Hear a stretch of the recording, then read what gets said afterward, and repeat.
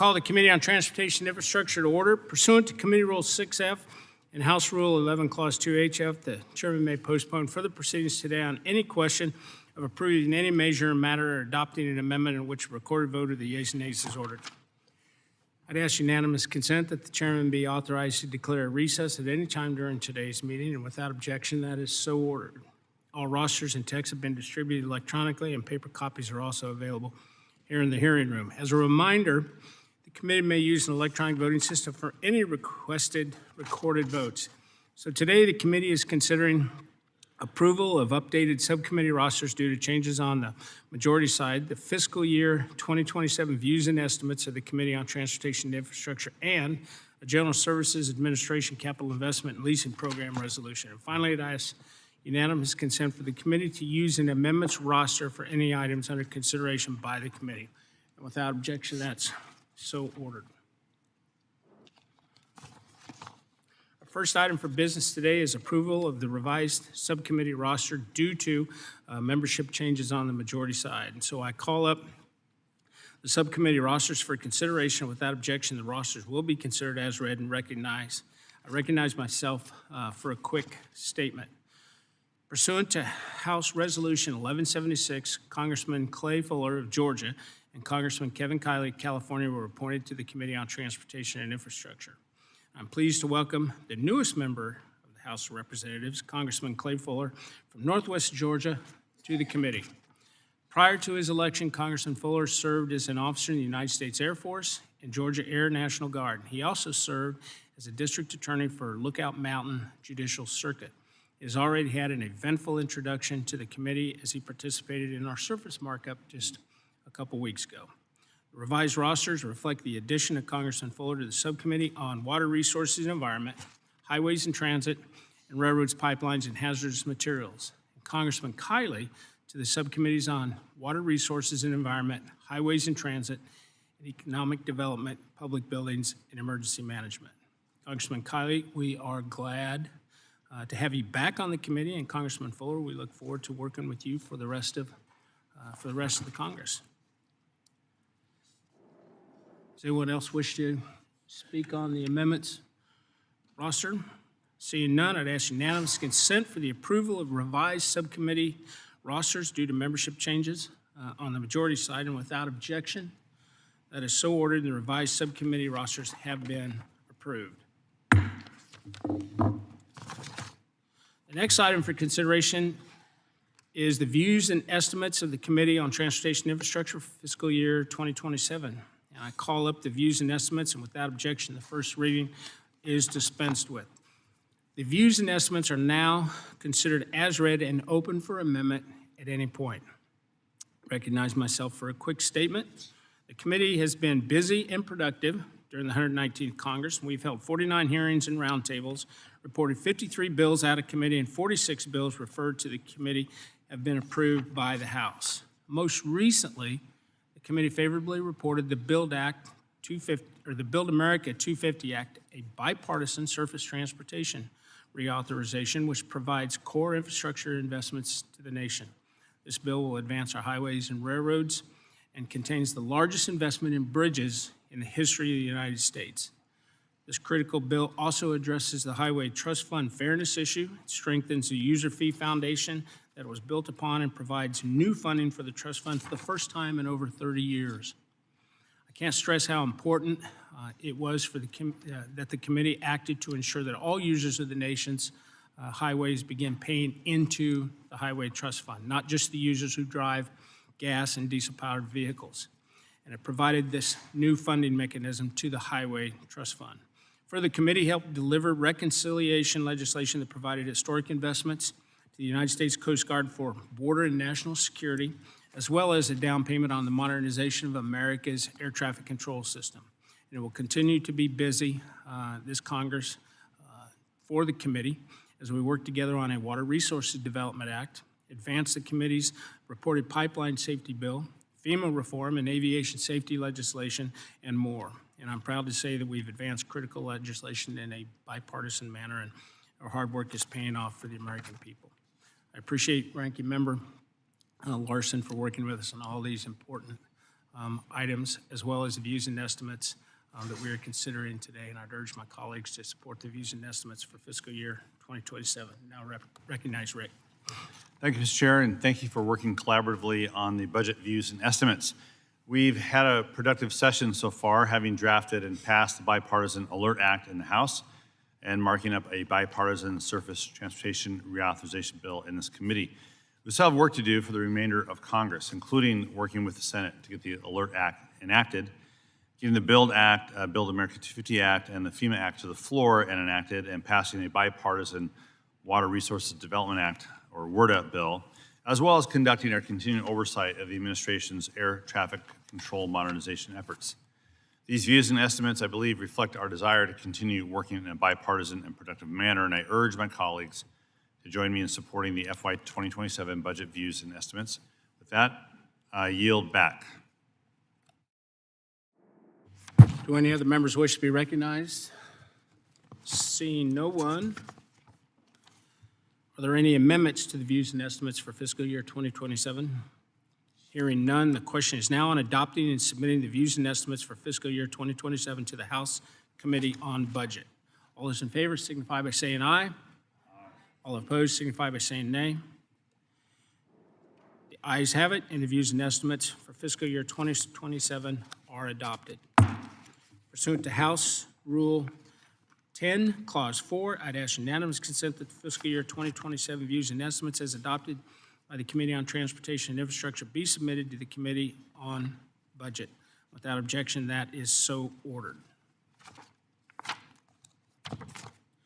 Our last item for consideration is a resolution for a project in the General Services Administration's Capital Investment and Leasing Program, and I'd ask unanimous consent to call up the resolution.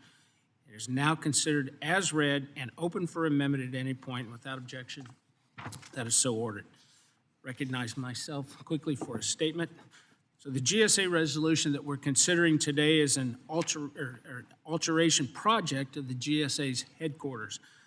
This prospectus will allow GSA and OPM to consolidate into one building.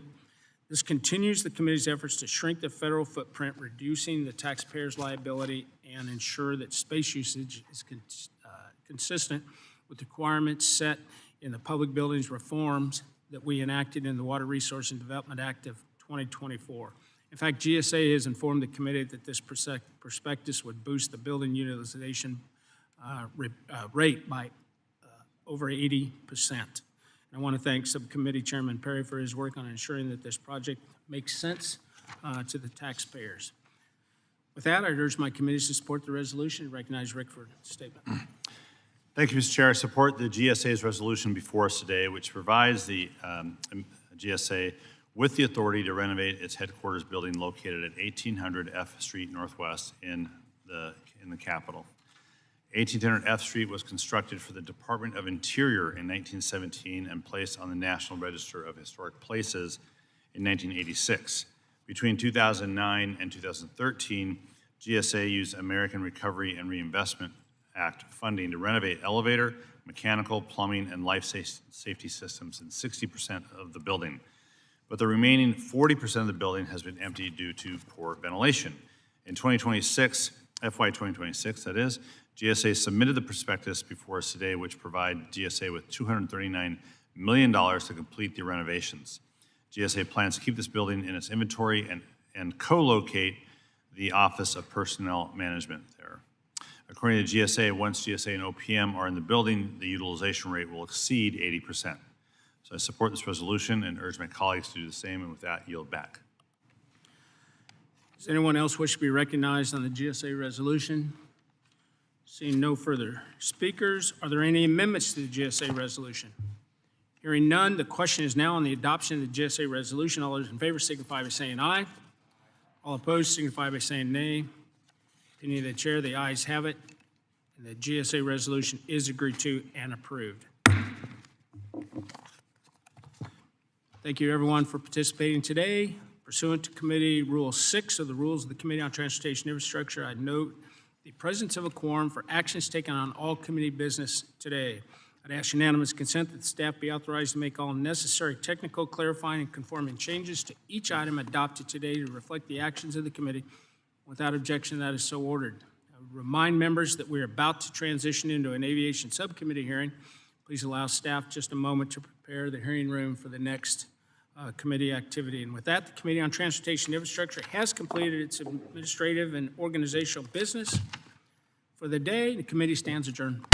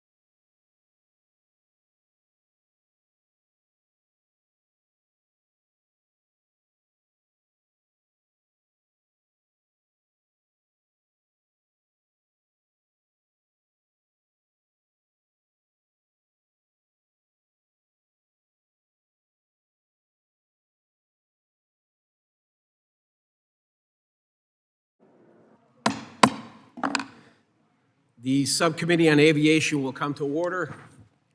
I ask unanimous consent that the chairman be authorized to declare recess at any time during today's hearing. Without objection, so ordered. I also ask unanimous consent that the members not on the subcommittee be permitted to sit with the subcommittee at today's hearing and ask questions. Without objection, so ordered. And as a reminder, if members wish to insert a document into the record, please email it to documentsti@mail.house.gov.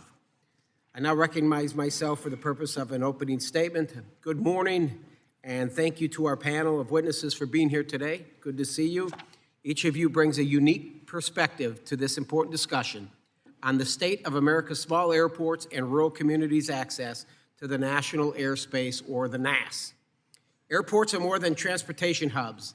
They are economic engines supporting Americans' livelihoods, connecting communities, and enhancing quality of life.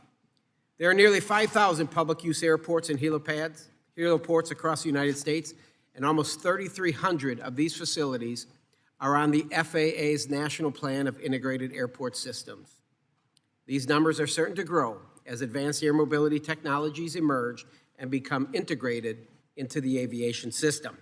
Yet, all of these facilities, only 64 are large or medium hub airports. Understandably, they get a lot of attention. But there are another 450 airports providing critical commercial passenger service across the country. While they are well known within their communities, these airports deserve greater attention and stronger support from Congress. For the 46 million Americans living in rural communities, these facilities provide the same critical access to the NAS as larger airports do for urban Americans. All of you are here today to help us better highlight the value of these facilities, the role they play in their communities, and the challenges they face in maintaining and expanding access. According to a recent study by the Airports Council International North America, commercial airports in the United States support over 12.8 million jobs, $618 billion in wages, and $1.8 trillion, with a T, in economic output. Notably, every additional 1,000 employments generate nearly 700,000 in economic output and supports 6 additional jobs. We should be working together to increase employments at these airports so all Americans can share these economic benefits. Fortunately, there are strong federal programs designed to support communities maintaining existing service, expanding service, and attracting new carriers, ultimately increasing employments. Essential Air Service is the most well-known of these programs. In the FAA Reauthorization Act of 2024, Congress strengthened and reformed EAS to improve accountability, restore fiscal discipline, and better target limited resources to the communities most in need. The Small Community Air Service Development Program also gives communities the opportunity to identify their own air service needs, recruit carriers, offer revenue guarantees, conduct studies, and market new service. Importantly, this program encourages local business investment. This skin-in-the-game approach incentivizes services that are more likely to succeed long-term without subsidies. Lastly, the Airport Improvement Program, or AIP, distributes resources generated by user fees and fuel taxes by formula to all new public-use airports in the NPIAS. I would be remiss not to recognize the significant progress the Trump administration has made in modernizing the air traffic control system. Under Secretary Duffy and Administrator Bedford's leadership, more than 2,000 air traffic controllers were hired last year. More than 12,000 applied to become controllers this year. 612 new radar systems are being deployed. Half of the outdated copper wiring has already been replaced with modern fiber optics. 17 control towers transitioned from paper flight strips to electronic systems, and 54 airports now have surface awareness systems. Clearly, the future of American aviation is bright.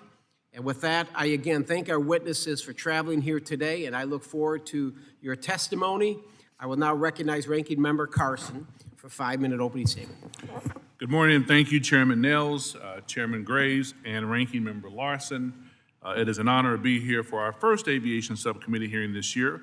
Welcome to our witnesses again for joining today's hearing on trends, opportunities, and challenges facing small communities and rural commercial service airports. Air service for small and rural communities is important to many members of this committee. While Indianapolis International Airport is one of the busiest in the country, there are 4 airports in Indiana that have essential air service, determinations for routes that connect through Chicago O'Hare Airport.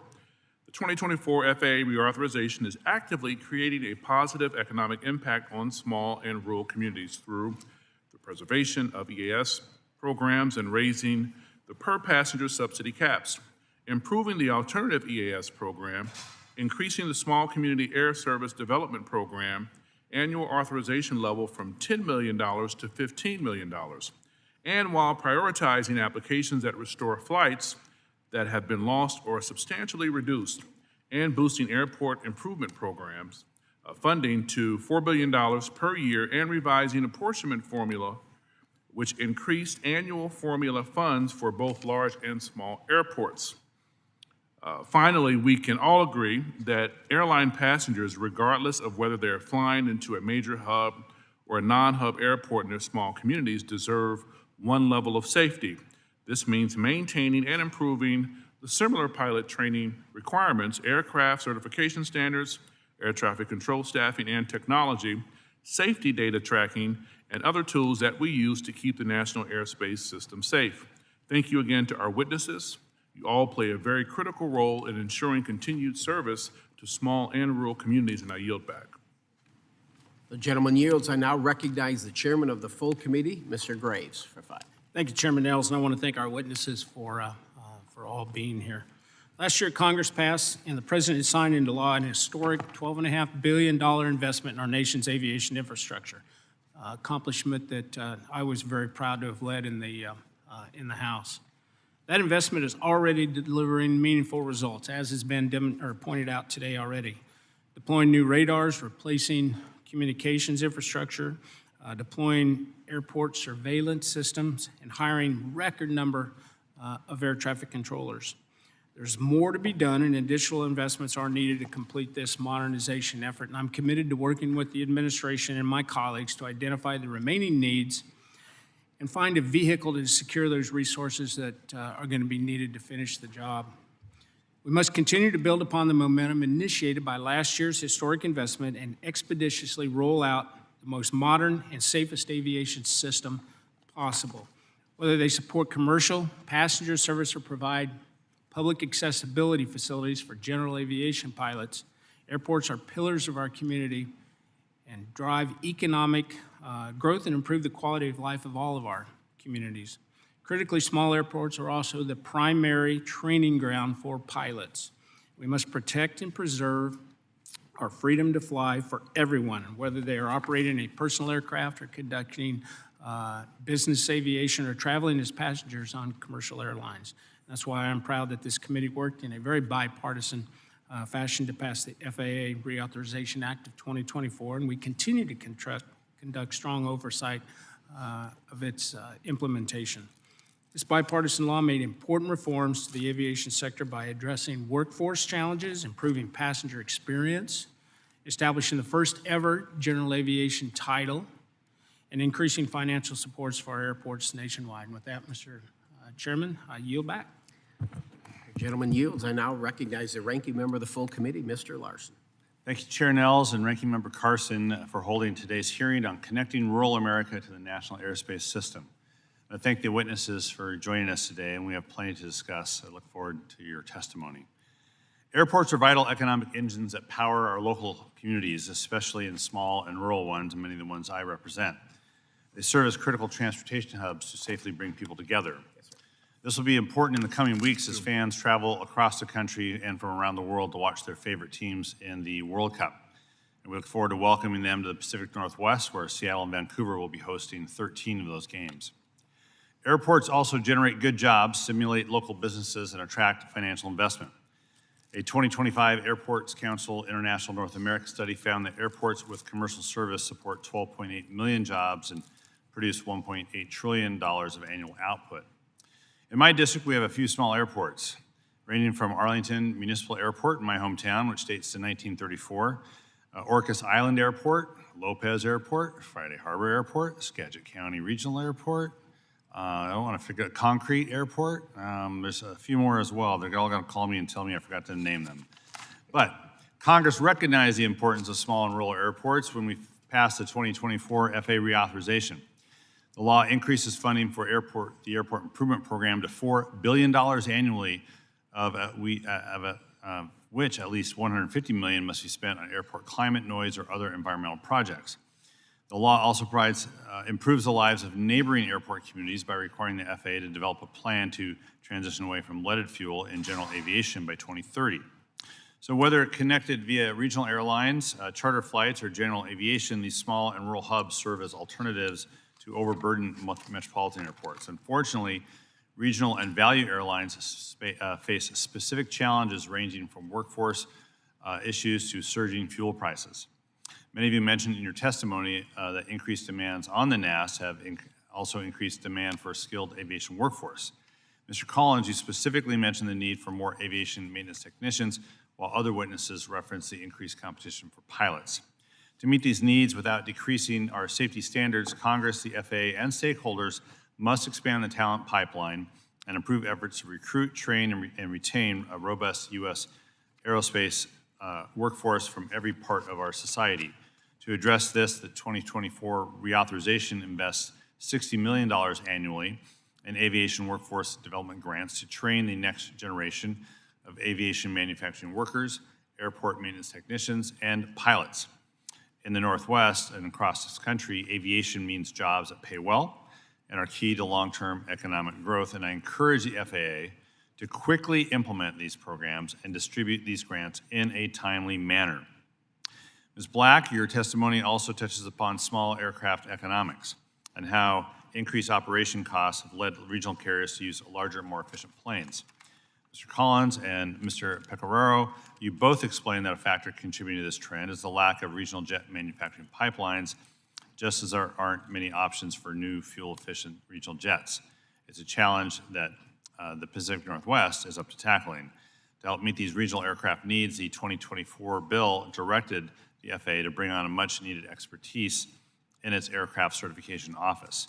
We have to maintain the certification office's institutional knowledge to meet the requirements of the aircraft certification reform law and grow the agency's technical expertise to better assess new designs. In this way, when new regional aircraft are designed and proposed, staff at the FAA are there to support that innovation. Finally, we can't talk about the small and rural connectivity of airports without discussing how the President's actions in Iran have spiked fuel prices, specifically jet fuel. In general, fuel expenses account for a larger share of air carrier budgets than most other industries, making them particularly vulnerable to price fluctuations. Exacerbating this issue, smaller regional and value air carriers have fewer resources than their larger counterparts to absorb these rising operational costs. Consequently, the drastic increase in jet fuel prices places a unique financial burden, on regional and value airlines, often forcing these carriers to reduce flight frequencies, further eliminate routes, or increase ticket prices. This directly impacts small and rural communities through rising travel costs or a loss of service altogether. We can't allow this to happen. The President needs to resolve this fuel price crisis of his own making. As this committee considers the future of rural aviation and small community connectivity, we have to continue investing in the airports, in workforce, and in the innovation that keeps our communities connected to the NAS. We can't ignore the economic pressures facing regional carriers, including rising fuel costs that threaten service to the very communities that depend upon it most. So I look forward to the hearing today and hearing from today's witnesses on how we can help strengthen rural connectivity, uphold our safety standards, and support American aviation and innovation. Thank you. The gentleman yields. Briefly take a moment to explain our lighting. You guys have been here before. We just keep your remarks to 5 minutes, okay? I ask unanimous consent that the witness's full statements be included in the record. Without objection, so ordered.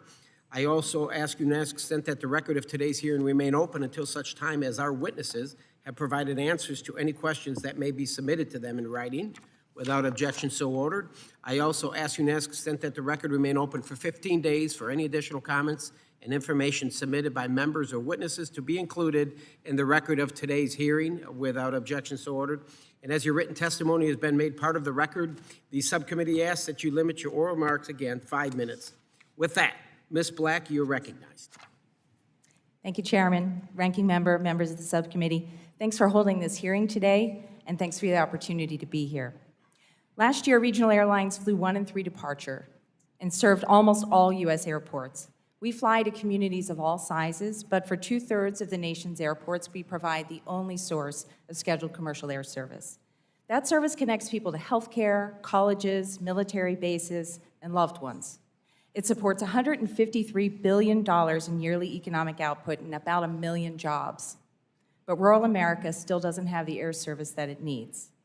A pilot shortage that predated the pandemic worsened after it, forcing regional airlines to park about 1/4 of the fleet and pushing small community air service into crisis. Today, overall service is up, but passengers don't experience air service in the aggregate. They experience whether their local airport still has the schedules and destinations that meet their needs. Today, 193 airports have fewer flights than before the pandemic, and the average loss at those airports is 31% of their flights. 35 have lost more than half their flights, 14 airports have gone dark completely, and smaller airports are faring the worst.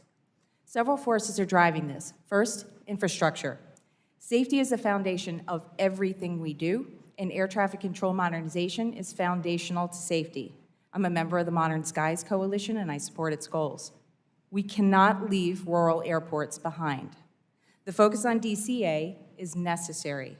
The families who lost loved ones last year deserve nothing less. That same vigilance belongs everywhere. Each day, our members fly into small airports, contract towers, and non-towered fields with GA, medical, and military flights, and without the situational awareness tools that are standard elsewhere. We ask Congress to extend risk-based airport safety reviews, equip contract towers with digital tools so controllers don't separate traffic solely by looking out the window, and we ask Congress to require radio communication at non-towered fields, where it's recommended today, but not required. I thank this committee for embracing ACAS-X. It's the future of collision avoidance technology. It depends on ADS-BN, which gives pilots a real-time picture of nearby traffic. We support both. And we need to be clear-eyed about the timeline. Some suggest ADS-BN is ready, fleet-wide, now, and that only ACAS-X is the long lead technology. That's not accurate. Both need aircraft-specific development, certification, installation, and supply chains that carriers don't control. That's why we support a right-now safety bridge through electronic flight bags that are mounted in the flight deck. They can be used on every flight, fixed in the pilot's line of sight, and an aircraft cannot dispatch without one. EFBs can deliver ADS-BN with traffic awareness and surface awareness and visual and audible alerts as in-panel systems mature. We should not wait years for safety we can deploy almost now. Second, workforce. Communities can't get air service without pilots. Supply is more stable now than before, but the underlying shortage remains. Earlier this year, mainline hiring again outpaced new pilot certifications, and we haven't yet fully rebuilt lost air service. And more than 1/4 of the workforce must retire within a decade. The pipeline is not keeping up, and one reason is cost. Flight education inherently costs more than other degrees, and federal loans fall about $80,000 short on average. Students without wealth are locked out. Congress can help by aligning federal student aid with the cost of flight training and allowing GI benefits to cover private pilot certificates. We also support raising the pilot retirement age. It was last raised in 2007 with no safety harm, and pilots already undergo frequent, rigorous testing. This won't end the shortage, but it will help, and it's the right thing to do. Safety depends on pilots being prepared for commercial flight. We're pleased the FAA advanced the congressionally directed enhanced qualification program. Its safety value lies in the quality, relevance, and rigor of the training, and FAA should implement it with clear, standardized guidance. Next, aircraft. Small communities need aircraft size to their markets. Oversized aircraft reduce frequency and reduce routes. Congress should be aware that scope clauses do restrict the size, weight, and number of aircraft regionals can fly.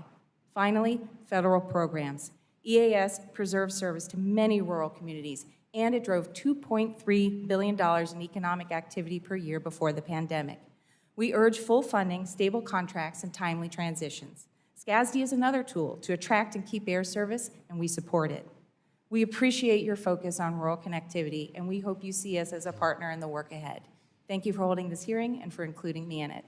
I look forward to your questions. Yeah. Thank you, Ms. Black, and thank you for bringing up the pilot shortage, no question about it. But we choose, Congress fires people at 65 and can't justify it for any reason whatsoever. There's no reason to justify terminating qualified pilots at 65. Anyway, I'd like to next recognize Mr. Doberstein. You're recognized, sir. Chairman Nels, Ranking Member Carson, and members of the subcommittee, thank you for the opportunity to testify today. My name is Sean Doberstein, and I serve as the Executive Director of Hector International Airport in Fargo, North Dakota, and as Vice Chair of the American Association of Airport Executives Air Service Committee. I'm here on behalf of airports that depend on reliable rural air service to connect their communities to the national economy, healthcare, education, and commerce. Thank you for the committee's dedication to addressing important aviation matters, especially your contributions to the 2024 FAA authorization law. This hearing is another example of this committee's commitment to improving aviation in communities, both large and small. Thank you for your continued efforts. Rural air service remains under pressure. Recovery at many small communities lagged after the pandemic, and pilot shortages, higher operating costs, including fuel and airline fleet changes, have all made service harder to sustain. In many markets, airlines are using larger aircraft and offering fewer departures, which means fewer connection options, less schedule flexibility, and greater disruption when flights are delayed or canceled. At the same time, rural airports face a major infrastructure challenge. The Infrastructure Investment and Jobs Act provided historic airport funding, but that support ends after fiscal year 2026. Without follow-on investment, airports will face a sharp funding drop just as they are trying to modernize facilities, improve safety, and prepare for future demand, including new technologies and new entrants into the airspace. Congress took important steps in the FAA Reauthorization Act of 2024 to support small community air service and the modernization of the national airspace system. The next step is to make sure rural airports and the communities they serve are not left behind as the system evolves. To address these challenges and to protect rural connectivity, I would urge Congress to focus on 6 priorities. The first, fully fund essential air service. EAS remains the core federal program providing access for communities that would otherwise lose commercial service. Second, strengthen the Small Community Air Service Development Program. SCASD helps communities attract and retain service, but demand continues to outpace available funding. Third, provide stable airport infrastructure funding. Congress should protect AIP and extend IIJA-style airport investments so smaller airports can address safety, terminal, runway, and tower needs without facing a funding cliff after fiscal year 2026. Fourth, support contract towers. Contract towers improve safety and access to smaller airports. Fifth, support aviation workforce programs. Continued investment in pilots, technicians, and controllers is essential to sustaining and growing service. Sixth, accelerate modernization of the air traffic control system. A safer, more efficient system benefits the entire country, but is especially important for smaller communities, which are often the first to lose service when the system is constrained. In conclusion, rural aviation is not a local issue alone. It is a national connectivity issue. If we want a strong and resilient aviation system, we must ensure rural communities remain connected to it. Thank you for your time and your attention to rural aviation issues. I look forward to your questions. Thank you. Mr. Collins, you're recognized. Chairman Nels, Ranking Member Carson, and members of the subcommittee, thank you for the opportunity to discuss GAO's work related to air service to small communities in the United States. Communities of all sizes seek access to air service as a driver for attracting investment, generating employment, and providing mobility for citizens. However, the economics of the airline industry has traditionally made it difficult to establish or sustain viable air service in some smaller communities. My remarks will highlight recent trends in air service to small communities, market factors that have contributed to changes in air service to small communities, and their effects on federal air service programs, and suggestions from stakeholders and recent studies to improve air service to small communities. In general, small communities continue to face declining passenger air service. From 2018 to 2023, on average, small communities had fewer total departures annually and fewer daily departures per route. Over the same time period, small communities' connectivity, a measure of a passenger's degree of access to the national aviation system, also decreased. These trends are more acute at non-hub airports that do not receive essential air service program support. For example, from 2018 to 2024, over 70% of these airports experienced a decline in average daily departures per route. Several market factors have affected air service to small communities. First, consumers have shown that they are willing to drive for cheaper flights or better service. In addition, stakeholders reported that increased airline operating costs made air service to small communities less economically feasible, contributing to reductions in air service. These costs have also affected federal air service programs targeted at small communities. From 2018 through 2023, increased airline operating costs contributed to a 31% increase in total EAS subsidies for communities in the lower 48 states. These costs have also affected the Small Community Air Service Development Program by limiting the impact of the grants that communities use to jumpstart new air service. Options that selected stakeholders and recent studies identified to improve air service to small communities include increasing the aviation workforce supply and supporting other transportation modes, such as bus service or new technologies such as electric aircraft. In addition, stakeholders identified a range of options to change the Essential Air Service program, such as focusing assistance on more remote communities or expanding the program to better ensure small airports do not lose air service. Stakeholders also identified options to modify the Small Community Air Service Development Program, including allocating funding to fewer communities per cycle or shifting the focus of the program away from revenue guarantees. In conclusion, given limited resources, airlines may allocate those resources for the highest return. Because of the unique circumstances of each small community airport and market factors, a combination of creative approaches will be needed to ensure connectivity for small communities. This concludes my statement. I'll be happy to answer any questions. Thank you, sir. I now recognize Mr. Picario. 5 minutes. Thank you, Chairman Nels, Ranking Member Carson, and Ranking Member Larson, members of the subcommittee. Thank you for the opportunity to appear before you on behalf of the National Association of State Aviation Officials. I appreciate your continued commitment to small community air service, and from your opening statements, it's clear that this committee gets it. State agencies directly support small and rural air service in many ways, including financially. Several states provide incentive programs to help communities attract and retain scheduled passenger service. These efforts complement federal programs providing locally responsive support shaped by each community's needs. The challenges facing small community air service are bigger than any one federal program. The nation needs a coordinated strategy. Small and rural communities face long-standing pressures: aging infrastructure, airline economics, security requirements, limited workforce, and the shrinking availability of appropriately sized aircraft. Unless these are addressed together, communities will continue to lose service. We need Congress to direct the U.S. DOT and the FAA, in coordination with other agencies and state and local governments, to develop and implement a national strategy for small community air service. That effort should review existing federal programs, identify actionable recommendations, and define clear responsibilities across government. Continued federal support is indispensable. The EAS program is an important lifeline for many communities, but it has not kept pace with changes in the airline industry and the broader economy. Communities that successfully exited EAS before the pandemic are now unable to sustain service under current conditions. Yet existing law makes it extremely difficult for them to re-enter. Congress should preserve full funding for both EAS and the Small Community Air Service Development Program and update eligibility rules so communities who have lost service have a realistic path back.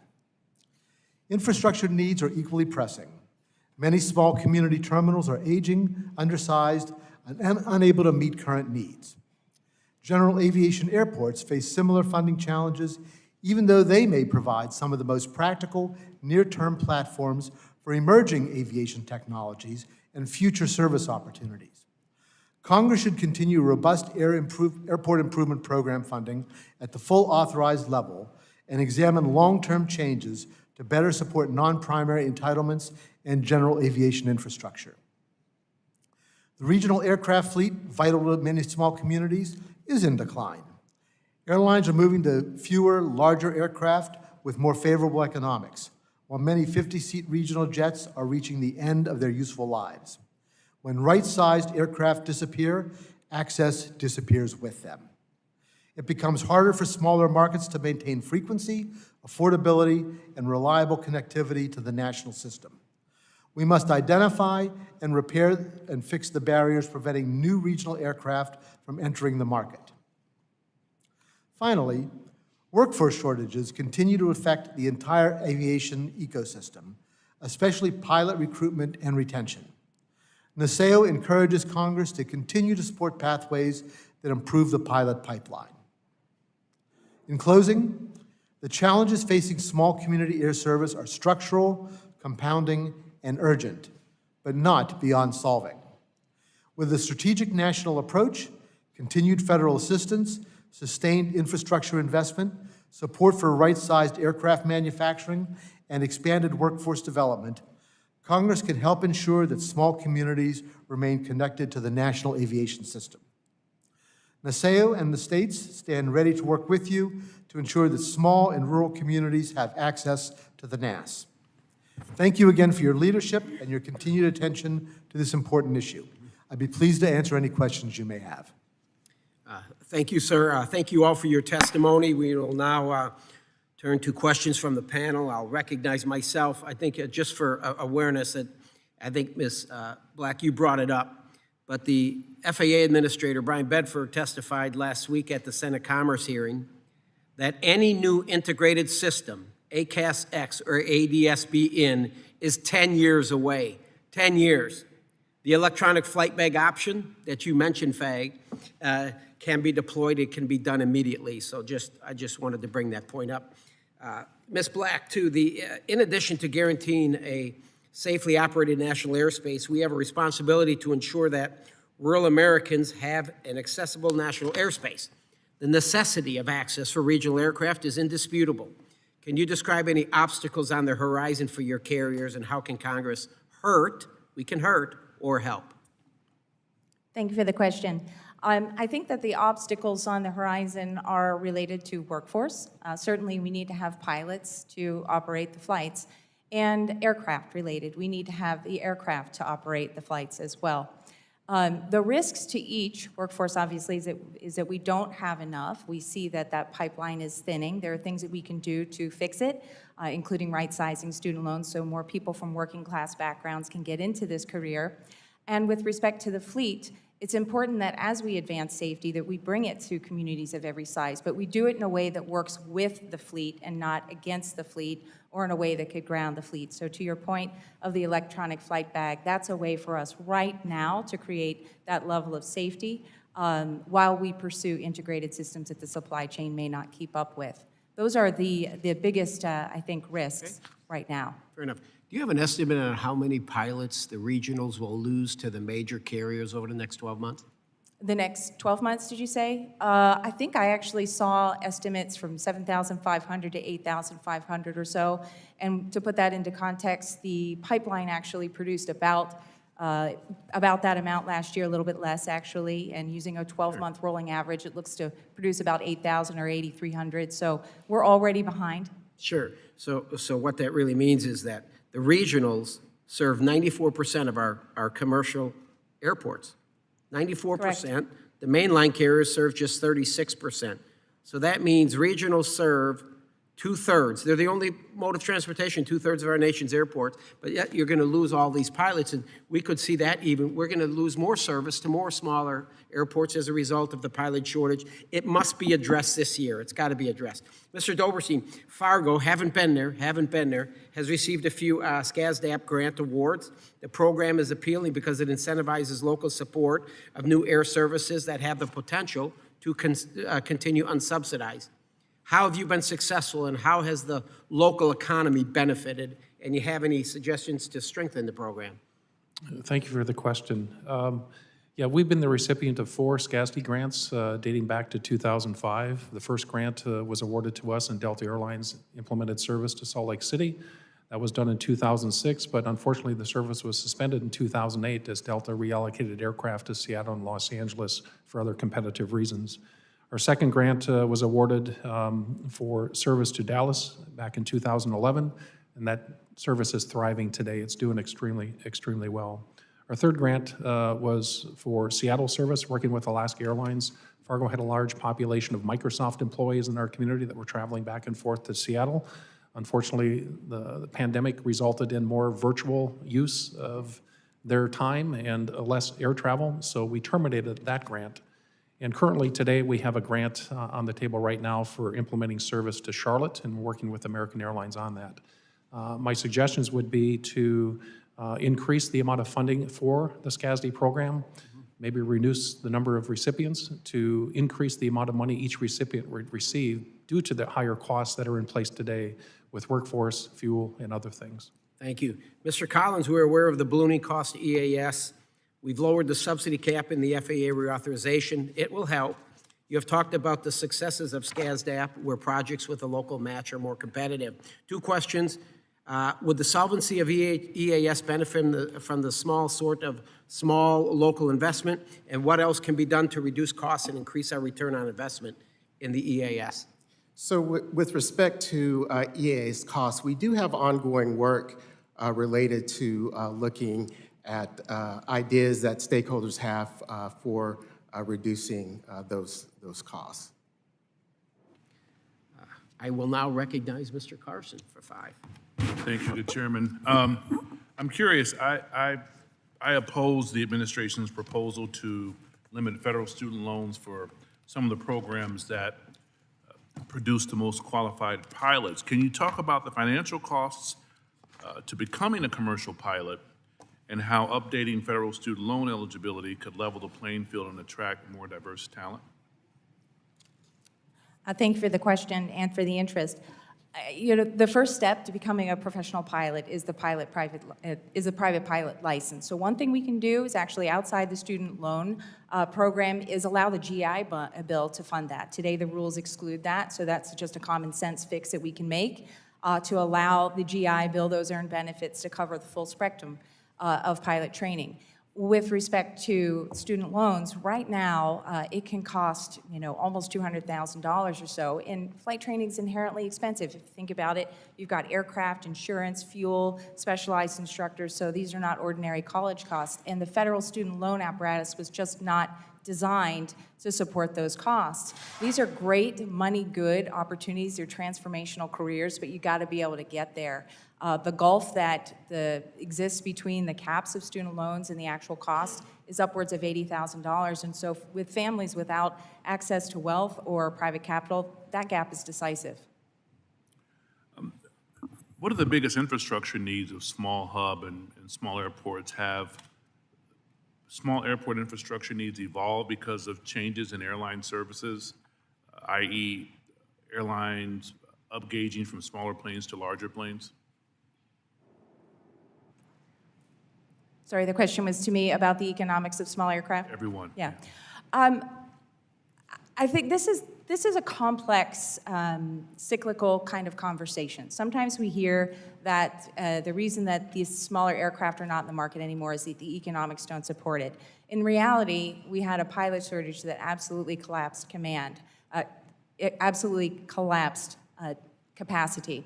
And as a result, the economics changed on those smaller markets. You have different pilot compensation costs, and by the way, I think that was a good and valuable investment, but it did change the economics.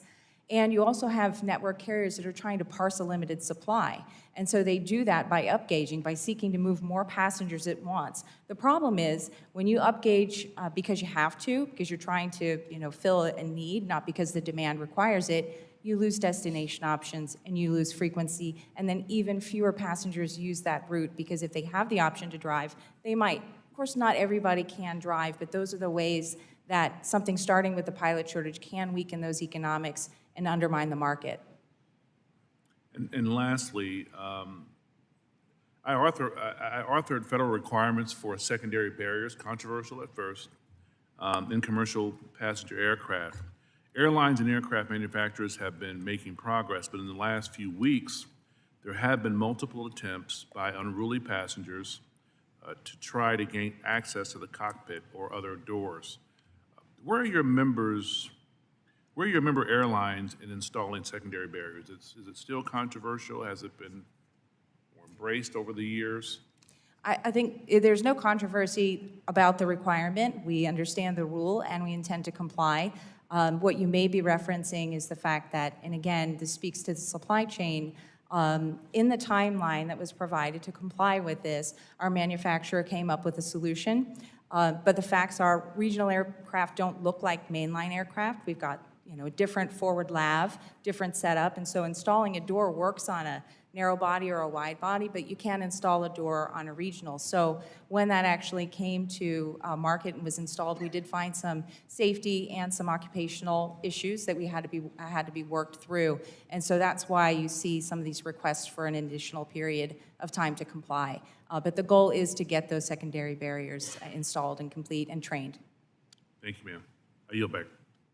The gentleman yields, and now recognize Mr. Larson. Thank you, Mr. Chair. Just a moment. Thought I had a little more time.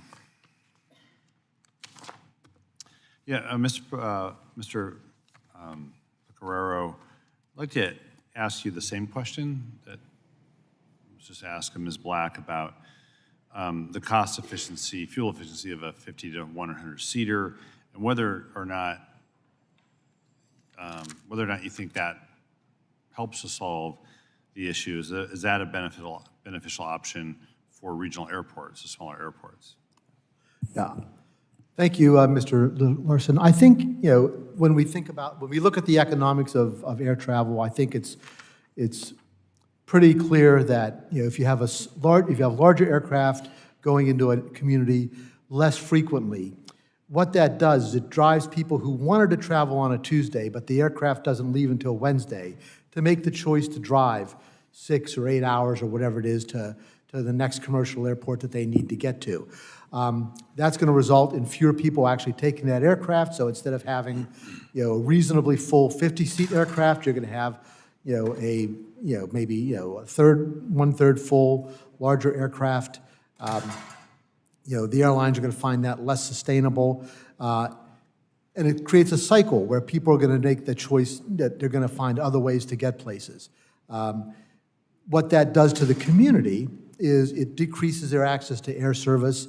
It decreases their access to business opportunities, economic development, healthcare delivery services, other professional services, tourism, and so it creates a vicious cycle. And so, it's self-defeating in a larger sense. So that's why I think that if aircraft were available and the market could choose the right size aircraft that were available to fit different communities, we'd see much more robust activity in these communities. Oh, thanks. Mr. Collins, I noted in your testimony that you have started or you are studying the high school programs that support aviation maintenance technicians and thinking about the workforce. Do you have a timeline when you expect to finish that?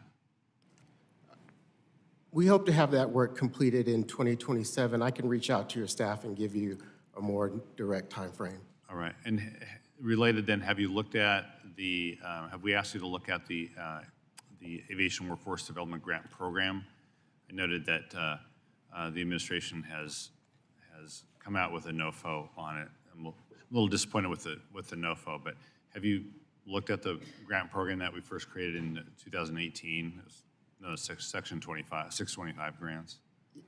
I'll need to get back with your staff to see if we've had any prior work and then to see if that grant program will be a part of any upcoming work. Yeah, great, thanks, I appreciate that very much.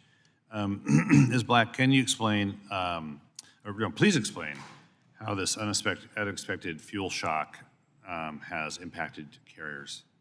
Absolutely. So there are two business models that govern regional airline, the way that we bring passengers to larger airlines and through the system. One is capacity purchase agreement. That's where essentially we operate the flight with our aircraft and our crews and maintenance, but the major airline sets the fare and pays the fuel. So we're not necessarily directly impacted under those business relationships, but the market dynamics are. And on a smaller flight, again, with fewer seats over which to absorb cost in a thin market that's already fragile in terms of margins, those economics can get to upside down pretty quickly. And that's why, even though we don't necessarily write the checks for the fuel, it can impact the communities that we serve. Great. And Mr. Doberstein, have you seen the impact of that experience in the last 12 to 13 weeks on the fuel prices? Definitely. Certainly increased cost to our passengers in our region has had an impact on their financial ability and so forth. But yeah, we definitely have seen an impact on that as well. Has that meant fewer employments out of Fargo? Not necessarily. We've been fortunate to have record employments so far since January of this year, but we do expect it just going more forward. complaints. More complaints, yes, that's correct, sir. Probably, yeah, sure. Thank you. So when we increase the, I'll be quick here. When we increase the AIP to $4 billion annually, we also, the large portion of the increase went to smaller airports. Have you been able to take advantage of that particular set of dollars? Yes, sir. We're in the middle of a major terminal expansion project in Fargo. It's about $110 million. And we've been working with our congressional delegation and the FAA to obtain those funds, yes. That's great. I appreciate it. Thank you very much. Thank you. Gentleman yields. I now recognize Mr. Perry. Thanks, Mr. Chairman, and thank the witnesses for being here. The purpose of this hearing is to highlight some of the issues hindering air service to small communities and look at the federal programs intended to support those services.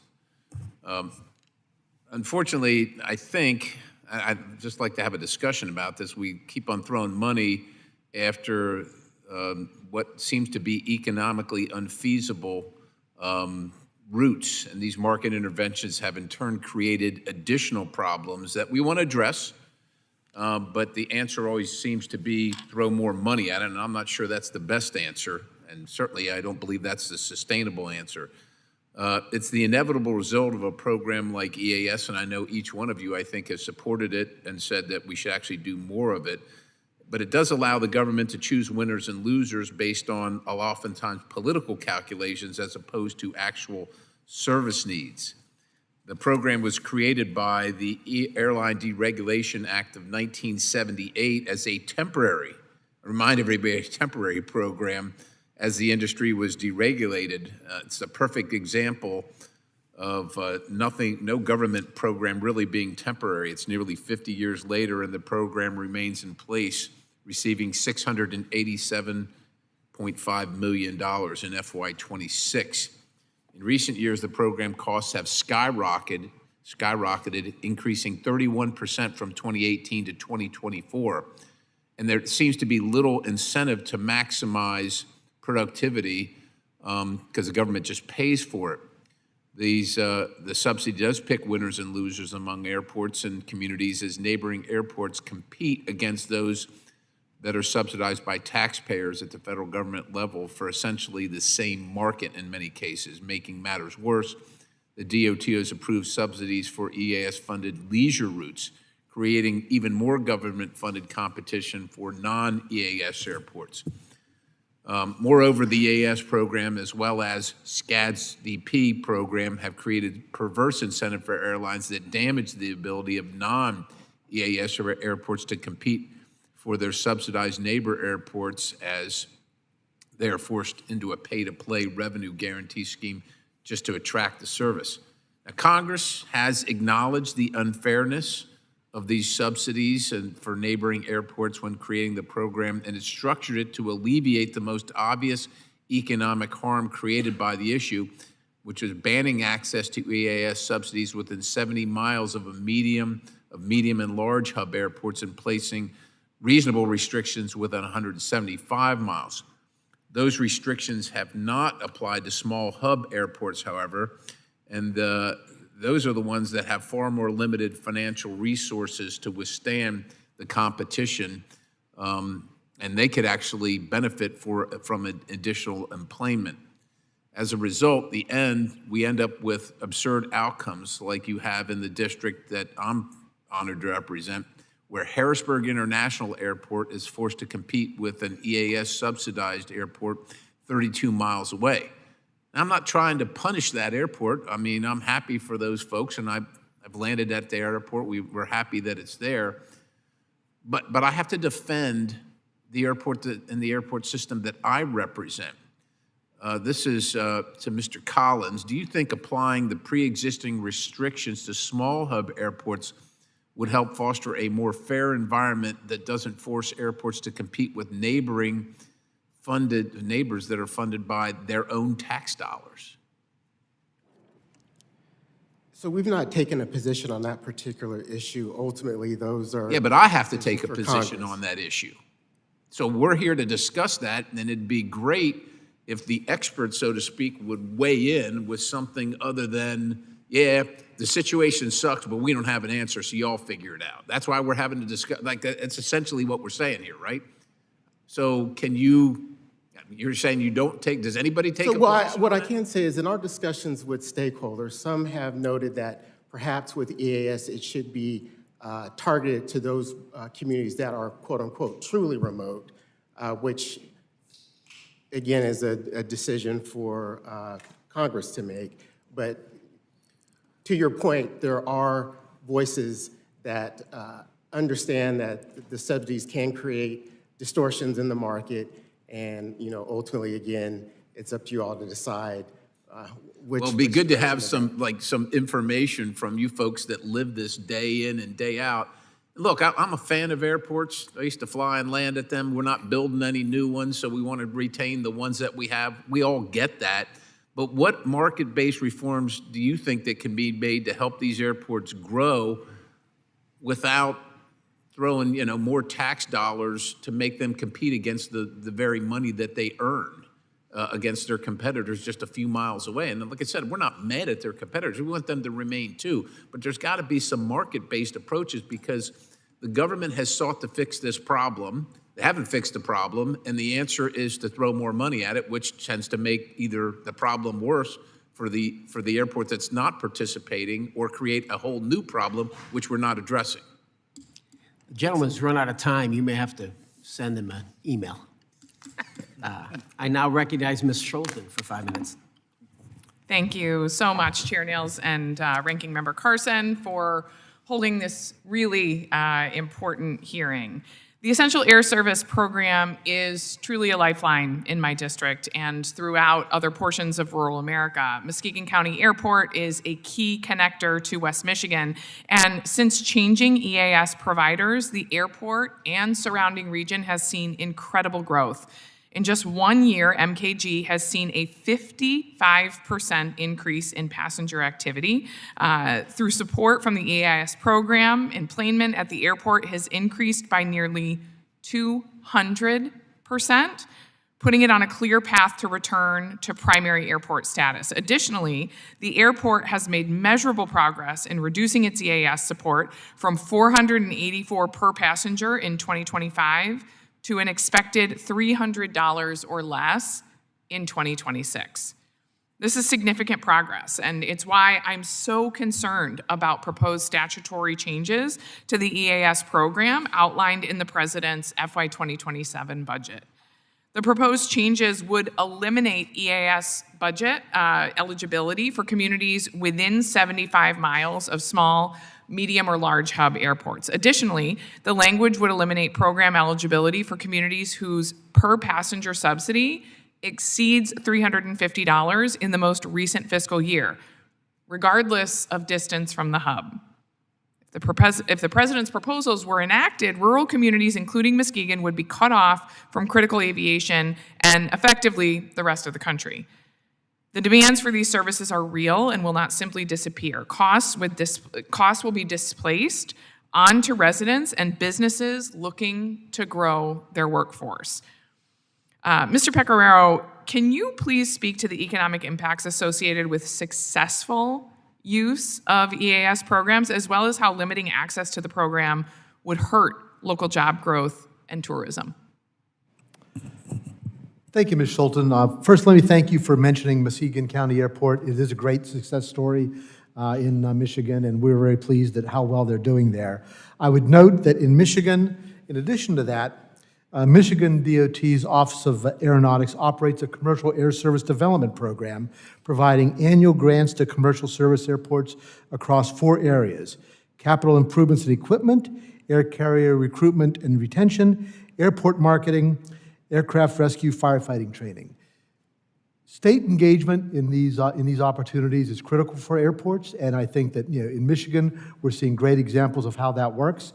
And we love to see it when state aviation agencies have the resources to be able to support those types of programs. And I think that that's a great example of what's necessary. To the point of your question, is that we need a holistic approach to solving this problem. It's bigger than any one airport, any one federal program, any one state.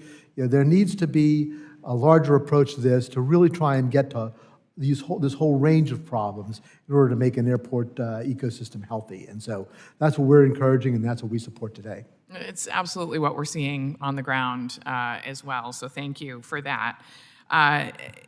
Keeping on with the economic development, families across the nation are feeling the pain at the gas pump. As the president continues unauthorized military action in Iran, we are so proud of the War Powers resolution that we got passed in the House of Representatives yesterday to give the people their voice over this issue. In the aviation sector, fuel is a major operating expense, so increased prices could drive up costs. While higher fuel prices may not always result in a complete loss of service, they can absolutely make it more difficult to operate smaller aircrafts on routes that already have really thin margins. I'm coming to you, Ms. Black. You're already nodding. In your written testimony, you touch on the threat of jet fuel prices to small communities. Can you describe how fuel costs influence decisions about route frequency, aircraft deployment, and service to smaller communities? I'm going to start with the mechanics of the cost, because that's the part that we control. And when you deploy a small aircraft, whether that's 50 or 76 seats, you don't amortize the cost, whether it's labor or fuel, the same way that you do over 135, 150, 300 seats, right? So the math is just very different. And when you're going into small communities, they have fewer passengers traveling. So these are already fragile markets. And in that way, it can become unprofitable very quickly. So it's not just a matter of our costs are lower here, but we're actually in the red. Where those actual deployment decisions lie are with our major airline partners, but we can tell you that when capacity is extracted from the system, it's typically regional capacity, and it's typically the smaller communities that are impacted first, in part because that inconveniences the fewest amount of travelers. But unfortunately, for those in rural communities, it can be very painful. Okay. Thank you. I'm over my time, so I'll yield back. Thanks for the response. Mr. Stauber, you're recognized. Chairman Nels, Ranking Member Carson, let's get some spice into this meeting. We're talking about rural America, rural airports. Fargo, Duluth, Hibbing, Bemidji, Brainerd, International Falls, they matter. Our rural communities matter. I'm so proud of each and every one of you talking about rural America and rural aviation. Our communities need it.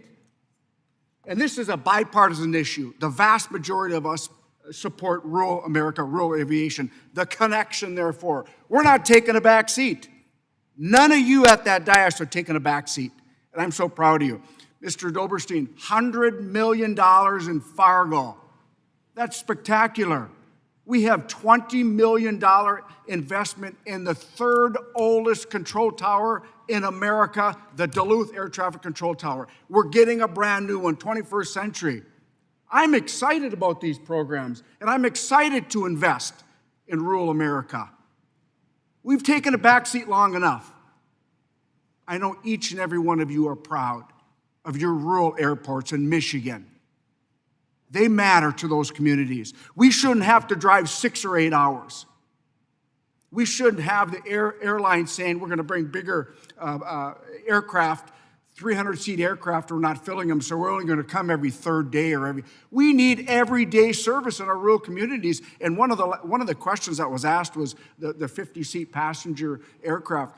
Maybe we should talk to the aircraft manufacturers and work on getting more, because our rural airports serve the metro, the major ones. The value that the rural aviation brings to our economies and to the United States of America is incredible. You folks are the best spokespersons for that, and I'm proud of you. Mr. Doberstein, how do federal investments in rural and regional airport infrastructures like the Duluth Air Traffic Control Tower help grow surrounding communities and ensure the viability of regional flights for the foreseeable future? Thank you, Congressman, for the question. Well, it's imperative. I guess my mantra has always been that it takes 3 entities to support infrastructure investment in rural airports. It's the federal government, it's the state government, as well as the local community. Without those 3 working together, it'd be impossible to fund airport infrastructure projects of the magnitude that we're doing in Fargo and other small rural communities around the country. Yeah, it's that partnership. You say local, state, and federal. That's exactly what we did in Duluth ATC. Mr. Pecoraro, in what ways can programs like the Essential Air Service and the Small Community Air Service Development Program adapt to meet the needs of the community, the specific issues within the communities? Thank you, Mr. Stauber.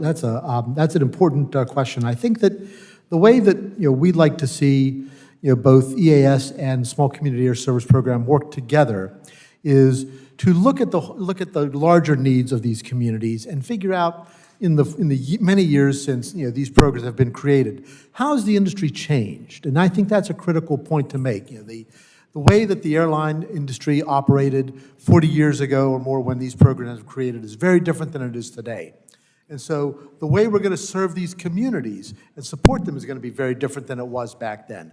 And so that's what's necessary, is to bring together all the stakeholders, including state and local governments, to sit down with federal agencies to figure out exactly what we need to do to retool these programs, to make them more cost efficient, to make sure that there is local support for them, because we don't expect the federal government to do it all by itself, and to make sure that we're able to provide the type of service that all these communities need. And I appreciate that answer. I like the ability for our local, community, regional airports to make some of the decisions themselves, not be tied so tight to demands. I think you'd agree. Allow our local communities to have some flexibility in their design or passenger experience. Would you agree with that? Yes, sir. And we also think that, looking to the future, that general aviation airports also have an important role to play, particularly as emerging aeronautical technologies provide some new opportunities for people to access the aviation system. Yeah. Well, listen, I'm so excited. I couldn't wait for this hearing because you are all proponents of what we believe in, rural aviation. We're not going to take a back seat, okay? We're going to be loud and proud supporting our small rural communities because we matter. Those of us who live in rural America matter, and you guys are in the fight with us, and I know that the chairman and ranking member are as well. I yield back. Love the passion, Pete. I love it. Ms. Gillen, you're recognized. Thank you, Mr. Chairman, and thank you, Ranking Member, and thank you to our witnesses for being here today. I am proud to represent New York's 4th Congressional District on the South Shore of Long Island, which is the home to TRACON N90, which manages the most complex and congested airspace in our country. As I saw firsthand when I visited, this facility relies on outdated technology, posing a serious safety risk for the region and for our skies across the country. We must do more to invest in the safety of our airspace and give our controllers the resources that they need. It's equally important that we invest resources in our airport towers, large and small. My district abuts two of the most busy hubs in the country, JFK and LaGuardia Airport, but also smaller airports on the east end of Long Island, and I believe all of these airports deserve our support. The smaller airports participate in the FAA's Contract Tower program, which allows the airports to contract out operation of their towers to save these systems money and enhance safety. Unfortunately, many of these contract towers lack access to real-time situational awareness tools that are now the standard at the larger airports and that enhance the controller's visibility of aircraft operations. Last month, my colleague, Congressman Begich, and I worked together to introduce the Bipartisan Air Traffic Situational Awareness Enhancement Act, which would help close this gap by requiring the FAA to acquire and install these tools at contract towers and establish a training program to ensure controllers can effectively integrate and use them. I appreciated Ms. Black mentioning this important initiative in her testimony. So Ms. Black, I'd like to give you a chance to speak a little bit about this important issue and how critical it is that we address this safety gap and move our legislation through Congress. Thank you, Congressman, and thank you very much for your bill. When we talk about air traffic control modernization at smaller communities, sometimes that just means doing the basics. And as you recognized, some of the towers don't have radar. They don't have ADS-BN in the tower. They don't have that advanced digital situational awareness. And so they're looking out the window to separate aircraft visually. That is risk in the system, and it's something that we can mitigate right now. Your bill would do it. We're strong supporters, and count on us to help you advance it because it should be passed.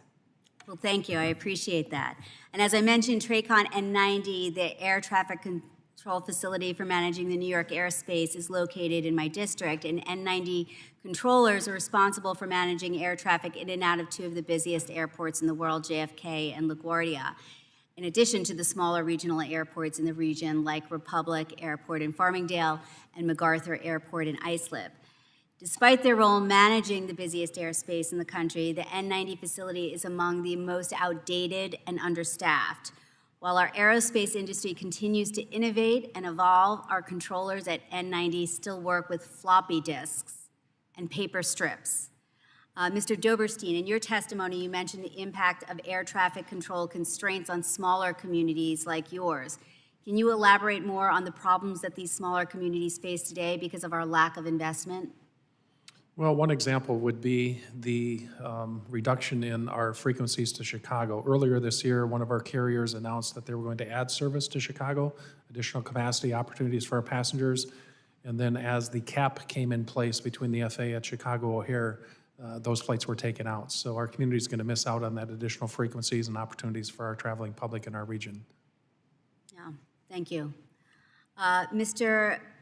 Pecoraro, you spoke in your testimony about the potential of advanced air mobility to transform how people and goods are moved.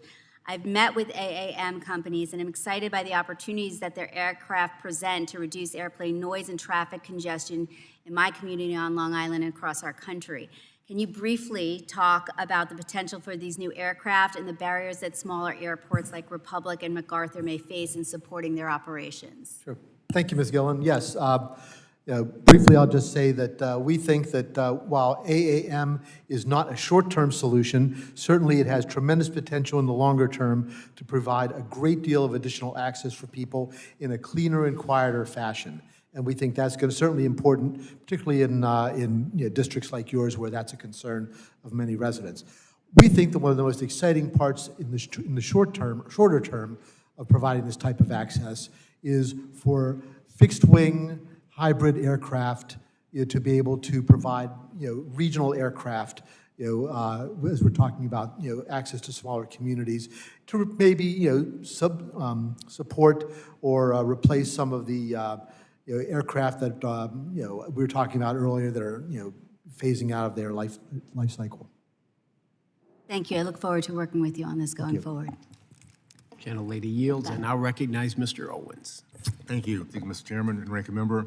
I appreciate today's hearing on connecting rural America to National Air Force Base systems and the chance to look hard at whether our policies are actually delivering for small communities. We rightly tout the safest, most advanced airspace in the world, but too many of our rural families, the more basic question is whether they can access it at all. When small-town airports lose meaningful service and the only option becomes hours on the road to reach a hub, that means lost jobs, missed medical appointments, and young people who have simply stay home instead of chasing opportunity. And small businesses and local economies that depend on these flights feel it immediately. In the 2024 FAA reauthorization, Congress and President Trump laid out a roadmap for rural aviation, strengthening essential air service and increasing airport improvement funding for airports that keep rural America connected. The FAA now has more authority and resources to support small communities than it has had in years. And I appreciate the professionals that there who are trying to put these tools to work. But folks back home judge success not by what they judge success by what they see on the departure board, not by what's written in statute. They see flights disappearing from small and non-hub airports. They see fares that climb faster in smaller markets than big hubs. And they see airlines consolidating services into a handful of major airports. The message we hear is simple. If federal support and subsidies are on the table, they need to translate into real opportunities for rural travelers, not just the good intentions. I look forward to hearing from our witnesses today what targeted steps this subcommittee and the Trump administration should take next to make sure rural Americans get more than just a few promises on paper. With that, I'll move on to my questions. Ms. Black, in the rural states like Utah, many small airports never see a regional jet, may never see a regional jet again, but they may but they could receive or support advanced air mobility and point-to-point connectivity that underserved communities need.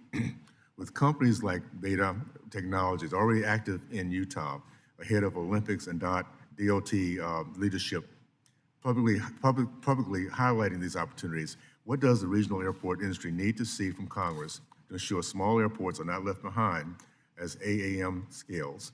And and are we putting the right infrastructure and certification framework in place to make that happen?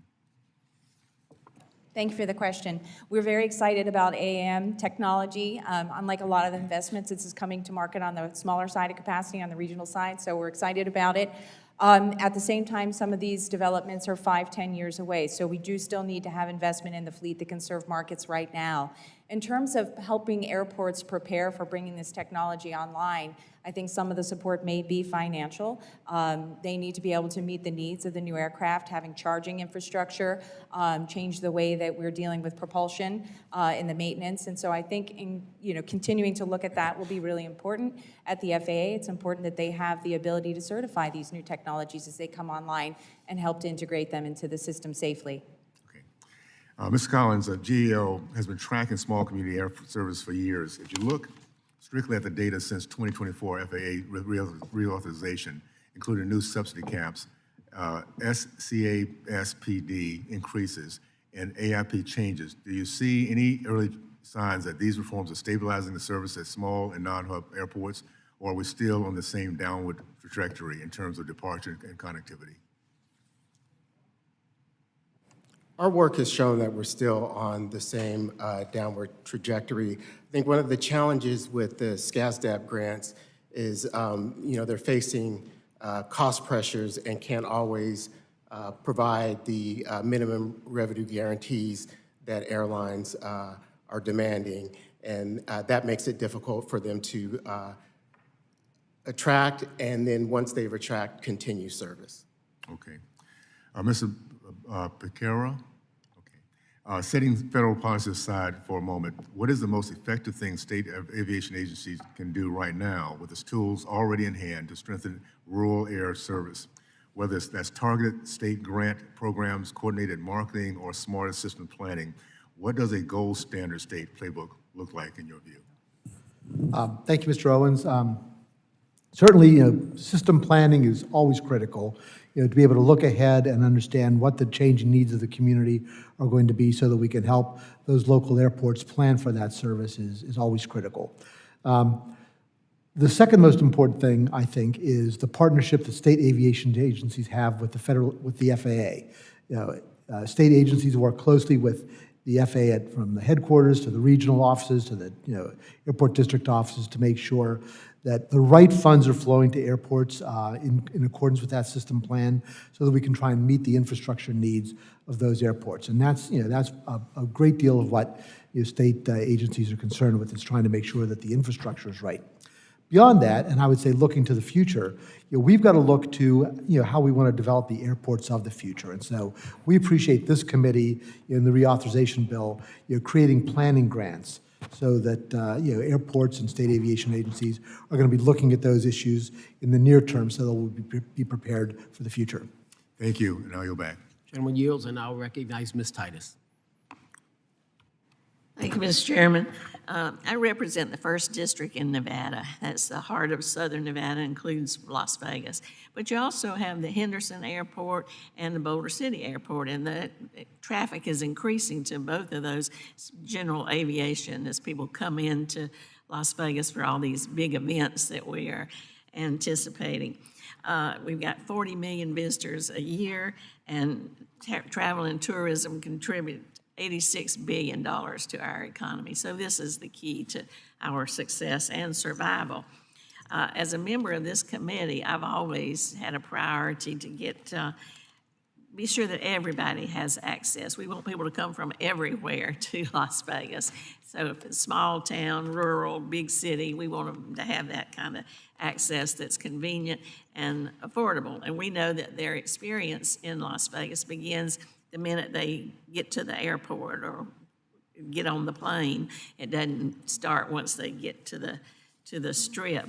So federal assistance like the Small Community Air Service, let me get this right, Small Community Air Service Development Program has helped people from all kind of different regions. I think a couple of years ago, both Salem, Oregon, and Corpus Christi, Texas received some of this funding that supported marketing and revenue sharing for Las Vegas routes.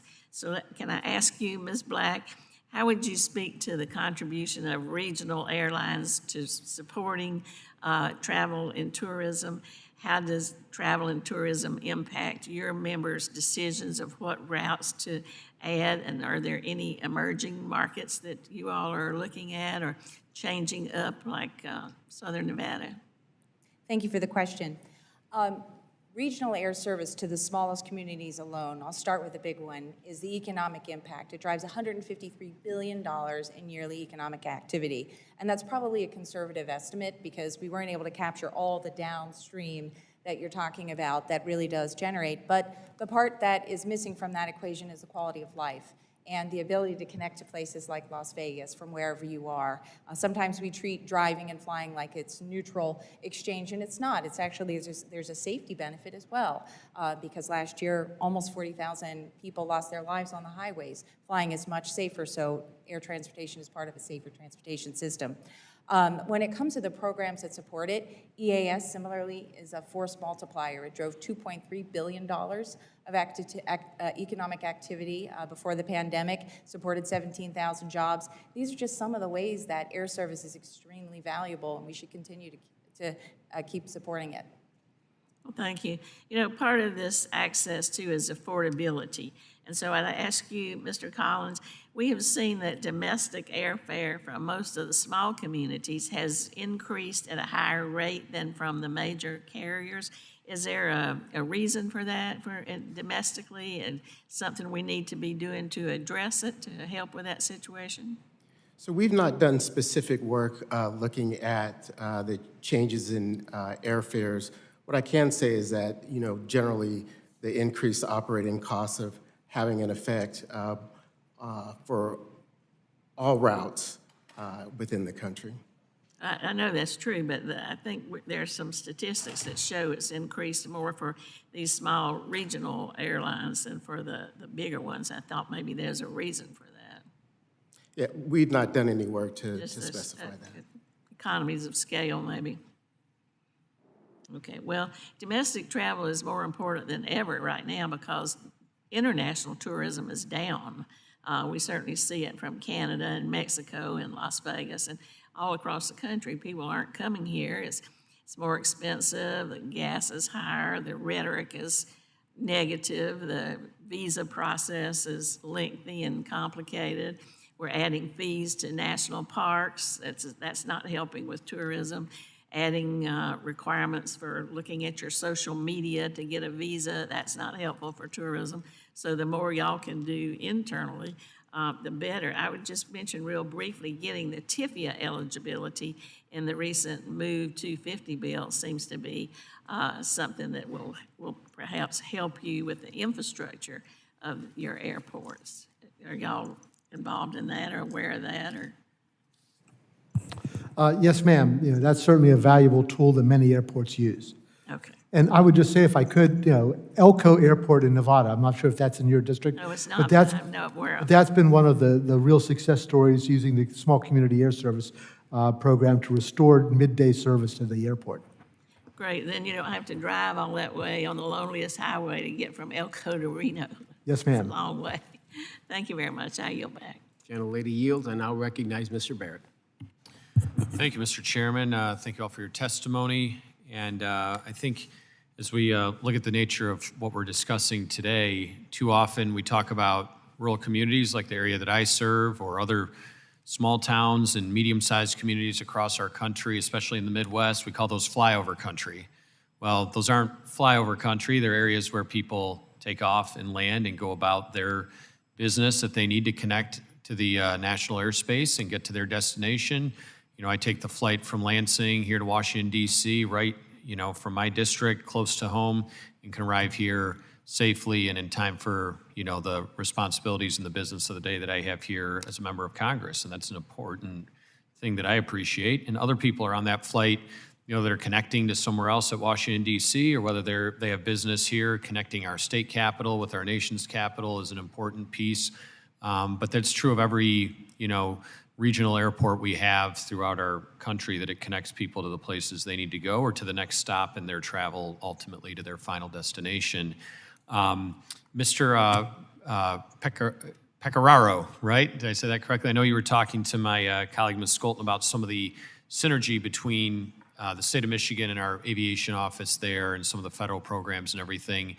I was curious, one of the things we're proud of in Michigan, and Lansing in particular, is there's this shared collaboration with Lansing Community College around their maintenance program they have through Lansing Community College at a municipal airport outside of Lansing that they train students on for aircraft maintenance, that can be a tremendous career and can help kind of break through some of that shortage that we have now. I was curious if you had any thoughts on that, or any of the work that's being done through kind of an innovative way that we've seen in my district. Sure. Thank you, Mr. Barrett. I don't know the specifics of that particular relationship, but I do know that as I've traveled around the country, visiting with state aviation agencies and talking with them, that is not an uncommon relationship, and that you find frequently that state aviation agencies, local airports, local educational facilities, particularly those who are providing that type of aeronautical training, have developed really valuable partnerships, because nowhere more than so than in aviation do people appreciate the tremendous importance of building that pipeline for the workforce early on, and trying to bring young people into the industry and bring them into these really good paying jobs, and keep them in the community doing those jobs. Yeah, great careers that they can do at an affordable tuition rate, close to home. Maybe they can still live at home while they're completing this program. Absolutely. It is ranked currently as the best in the Midwest, so that's something we're very proud of, and would encourage anytime you'd like to come visit. We'd love to have you. Thank you. I'd love that. See it, and appreciate that. Ms. Black, I had a question for you. I know you mentioned earlier in your testimony about the Montgomery GI Bill and some of the limitations around flight training there. I know that we do have an ability right now to use the GI Bill for flight training, but there are annual caps around that. I happen to also serve on the VA committee, which of course is not the subject directly of jurisdiction, but just last month we reported a bill favorably out of committee that would increase that cap to where it's not running on an annual basis. It would be a cap for the entirety of the benefit.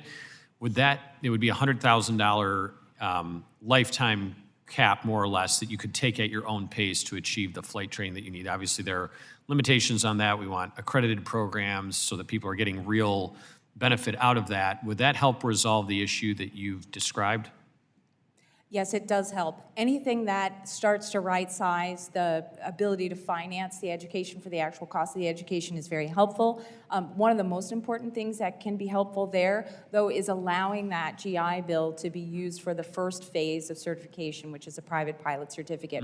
Right now, the rules preclude using for that, and that's the gateway, and that can cost $20,000 or more dollars, so it's prohibitive expense for people to cover out of pocket just to get in. So that is something that would be very effective. And if I may, no flyover country. We have built our business around landing at the places where other people fly over. So thank you for saying that. Yeah, thank you.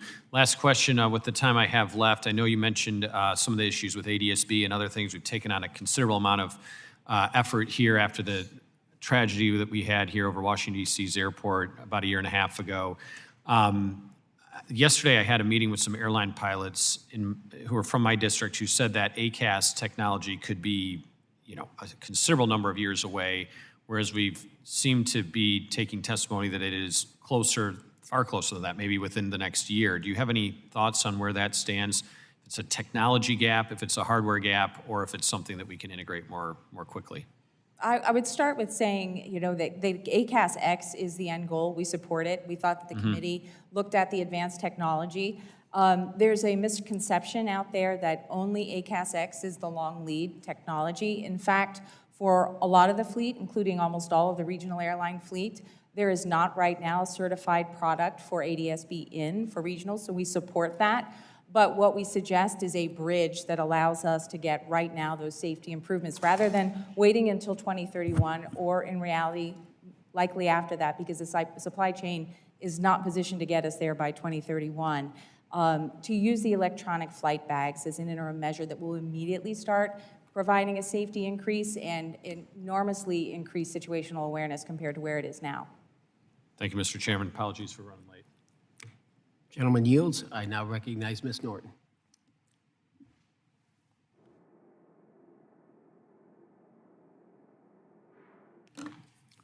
Thank you. I have been working for years to combat aviation noise in the District of Columbia. The 2024 Federal Aviation Administration Reauthorization Law included my provision requiring the Government Accountability Office to conduct a study of helicopter noise in the National Capital Region. The study, which was published in March of this year, recommended that the Army, Navy, Air Force, and the Department of Homeland Security develop and implement awareness and outlaw programs for communities affected by helicopter noise in the National Capital Region. Mr. Collins, what progress have these agencies made in implementing this recommendation? So DOD agreed with our recommendations, and they are planning to provide us with a corrective action plan later this month, and that plan will outline the steps that each service will take to implement the recommendations. And so we can keep you and your staff apprised once we receive the plan. Thank you. I yield back. Gentlelady yields. I now recognize Mr. Bresnahan. Thank you, Mr. Chairman. This hearing hits home for Pennsylvania's 8th Congressional District. Northeastern Pennsylvania is home to the Wilkes-Barre-Scranton International Airport, as well as smaller general aviation hubs like Hazleton Regional, Mount Pocono, Cherry Ridge, Flying Dollar, and Wyoming Valley. Non-airport hubs like AVP don't always make it into national conversations, but are just as critical to the region's connectivity and economic vitality. NEPA interstate rail service, not yet, has limited intercity bus options, which means aviation isn't just a convenience for my constituents, it is a lifeline.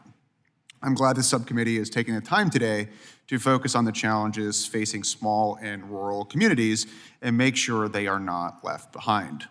One of the most pressing issues facing AVP, Wilkes-Barre-Scranton International Airport, is the FAA has proposed the decommissioning of the Mauser approach lighting system on popular runway 4. Ms. Black, regional carriers like Piedmont are the ones actually flying into airports like Wilkes-Barre-Scranton. AVP has shared concerns that the decommissioning of these Mausers will lead to higher approach minimums, reduced capacity, more cancellations, and ultimately lost service. From your perspective, how does degraded approach infrastructure or safety infrastructure in general factor into an airline's decision to maintain or reduce service at non-hub airports? And is this a pattern that you're seeing at other small community airports across the country? Mr. Bresnahan, thank you for the question. I'm going to avoid commenting on the specifics of that because I'm not very well aware of it, but I will talk generally. Having that infrastructure at smaller airports is critical, and ensuring that we bring not just decommissioning, but we actually bring modernization to airports of all sizes is very important. Small airports that have limited runway size, that impacts the kind of aircraft that you can attract to the airport. So we want to make sure that we're moving in the right direction and making investments in our small community airports. Are you seeing any other airports that any of your membership companies operate out of that have seen disruptions because of inadequate upgrades to a specific facility? I'll give you an example of a public-private partnership that developed in response to exactly that kind of a disruption. In Coeur d'Alene, which I believe just has cargo in this specific airport, needed to have a tower. And for years they petitioned to get the tower, and then they took matters into their own hands, and the airline and the community came together and they actually constructed a tower. So the answer is yes, and there's some examples that show it. Oh, I appreciate it. And I know we were all excited about the massive down payment this committee has made in ATC modernization. Billions of dollars are currently being invested and we've seen real capacity and efficiency gains where these upgrades have been made. Mr. Doberstein, from your perspective as an airport operator, are non-hub airports getting their fair share of those investments? Thank you for the question, Congressman. I don't believe so. I think there's more that can be done for the non-hub and small hub airports around the country to invest in that infrastructure. Fargo being one of them, we're coming up on an aging air traffic control facility in our community and are looking for ways to make improvements or replace that control tower just as they are in Duluth, Minnesota right now. What does the modernization picture look like on the ground at smaller airports? And where do you see the biggest gaps? And what do you think Congress and specifically this committee could be doing a better job to help those small community airports? In terms of technology, just making certain that the most up-to-date technology is available in terms of radar coverage, the equipment that is in the control towers that the controllers are working with is up to date and the most efficient that can be available for them, that the training for those controllers is efficient for the size airport that they're working and the airspace that they're responsible for. And in terms of things on the ground, we're looking at VMAT as well, the transponders for our vehicles, for aircraft and our tower. We're working with suppliers right now on trying to implement that yet this summer so that we can become more safe as well. So anything to improve safety, this committee's done a lot of work to improve safety, both the House and the Senate, and we certainly appreciate that investment and look forward to more investment in those technologies that can improve safety, whether it's at the tower or on the ground, that protect my employees as well as those that are on the aircraft patronizing our airport. Well, I appreciate the feedback, and to all the witnesses, thank you for being here. With that, Mr. Chairman, yield. Gentleman yields. I now recognize Mr. Hurd. Thank you, Mr. Chairman. I want to circle back on something that my colleague from Nevada had mentioned about airport infrastructure financing. I represent Colorado's 3rd District. It's about half of the state's geographic footprint. It's quite large, and airports are a critical part, not just for transportation, but also they are economic lifelines in western and southern Colorado. We've heard discussion about the $175 billion infrastructure gap at airports across the country, in large cities as well as in communities like those that I represent. And I worked with my colleague, Mr. Garamendi, across the aisle on the TIFIA Financing Certainty Act. I'm pleased that that was a part of the Build America 250 Act that we passed out of this committee just a few weeks ago. Mr. Doberstein, can you talk a little bit about rural airports taking advantage of financing tools such as TIFIA? How important is this to ensure that important projects go from ideas to reality? Well, Congressman, thank you for the question. First of all, thank you and the committee for including TIFIA in the highway bill. That's very important. I believe, and AAA believes, that the program needs to be extended. It's a critical tool for airports to have at their disposal as they look to finance important and critical infrastructure projects at their airport to improve safety and capacity and enhance the experience for our traveling public. So I also do believe that possibly more education needs to be provided to airports so that they understand the TIFIA program and what's available to them, as this is a tool in their toolkit to finance important projects. All right, not everyone's aware of it or aware of how it might be used. Correct. Okay, great. We can definitely do a better job in that regard. Mr. Pecoraro, next question for you. Workforce development and retention are one of the most critical issues in aviation, and rural communities like those that I represent feel that the hardest. Oftentimes, pilot workforce shortages are forcing communities to see reduced service as a result. They also have challenges keeping key staff beyond pilots, air traffic controllers, specialists, TSA, security specialists, aircraft maintenance is another issue, gate agents, and so on. Having a strong workforce pipeline is key to ensuring that we have the strong supply of employees needed to support expanded opportunities for passenger service. I wanted to ask you specifically about a particular technology that's of interest to us in the West, which is, and it could be promising on the air traffic control front, which is remote towers, which allow air traffic control officials to remotely direct traffic to non-towered rural airports. In my mind, this allows for the extra layer of security and certainty that ATC provides, but also gives some flexibility to rural airports to meet their individual needs. How can Congress leverage innovative technologies like remote air traffic control to better serve small and rural airports like those in western and southern Colorado? Thank you very much for that question, Mr. Hurd. We at NASAO think that those types of towers are a critical part of the future and are going to be very important to aviation safety going forward. As you know, Colorado was a leader in this area, and we were very disappointed when the earlier round of research into these towers didn't work out with the FAA. There was a great facility in Colorado where they were working on it, as well as one in Leesburg, Virginia. Both showed tremendous potential. We're glad that it's in the reauthorization bill that you all passed. We're glad that the FAA is moving forward again on relaunching that effort, and we think that there's a tremendous potential for creating safety at a lot of airports that can't afford a regular tower or a contract tower, that this can provide avenues for aviation safety and for people to understand what's happening on the ground at these airports. Amen, and agreed. We need to keep pushing. Thank you very much for that.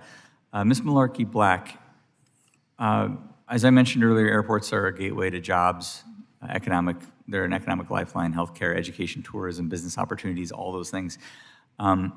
They are not only home to regional airline services, but also business aviation operators, air ambulances, agricultural aviation, flight schools, and other users as well.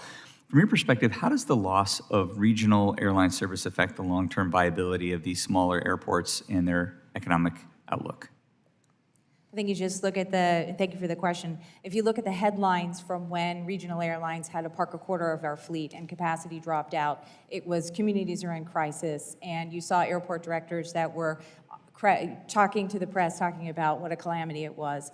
This is not just an economic impact, but it's a real decisive change to the quality of the life that people live there. So I think it's very harmful when there's a problem with the regional service and with the air service at the airport. Great. Thank you very much for that. And Mr. Chairman, I see my time has expired. Yes, sir. Mr. Knott, you're recognized.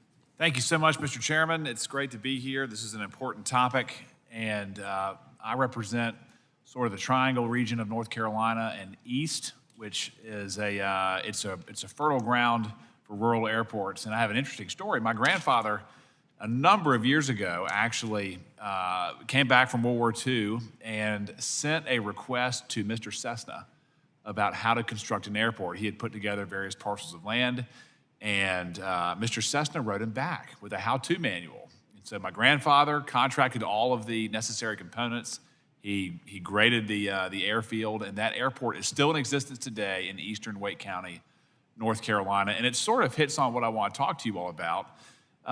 There are obviously a lot of headwinds for the rural aviation industry. You know, cost is certainly a component, but it's not necessarily the cost of material and labor.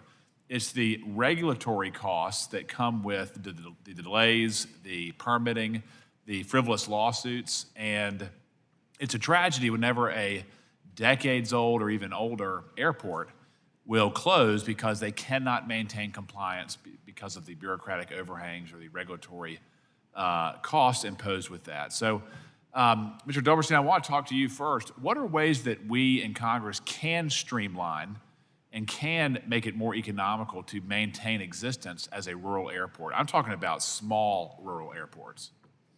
You know, certainly efficiencies in the environmental process would be very beneficial.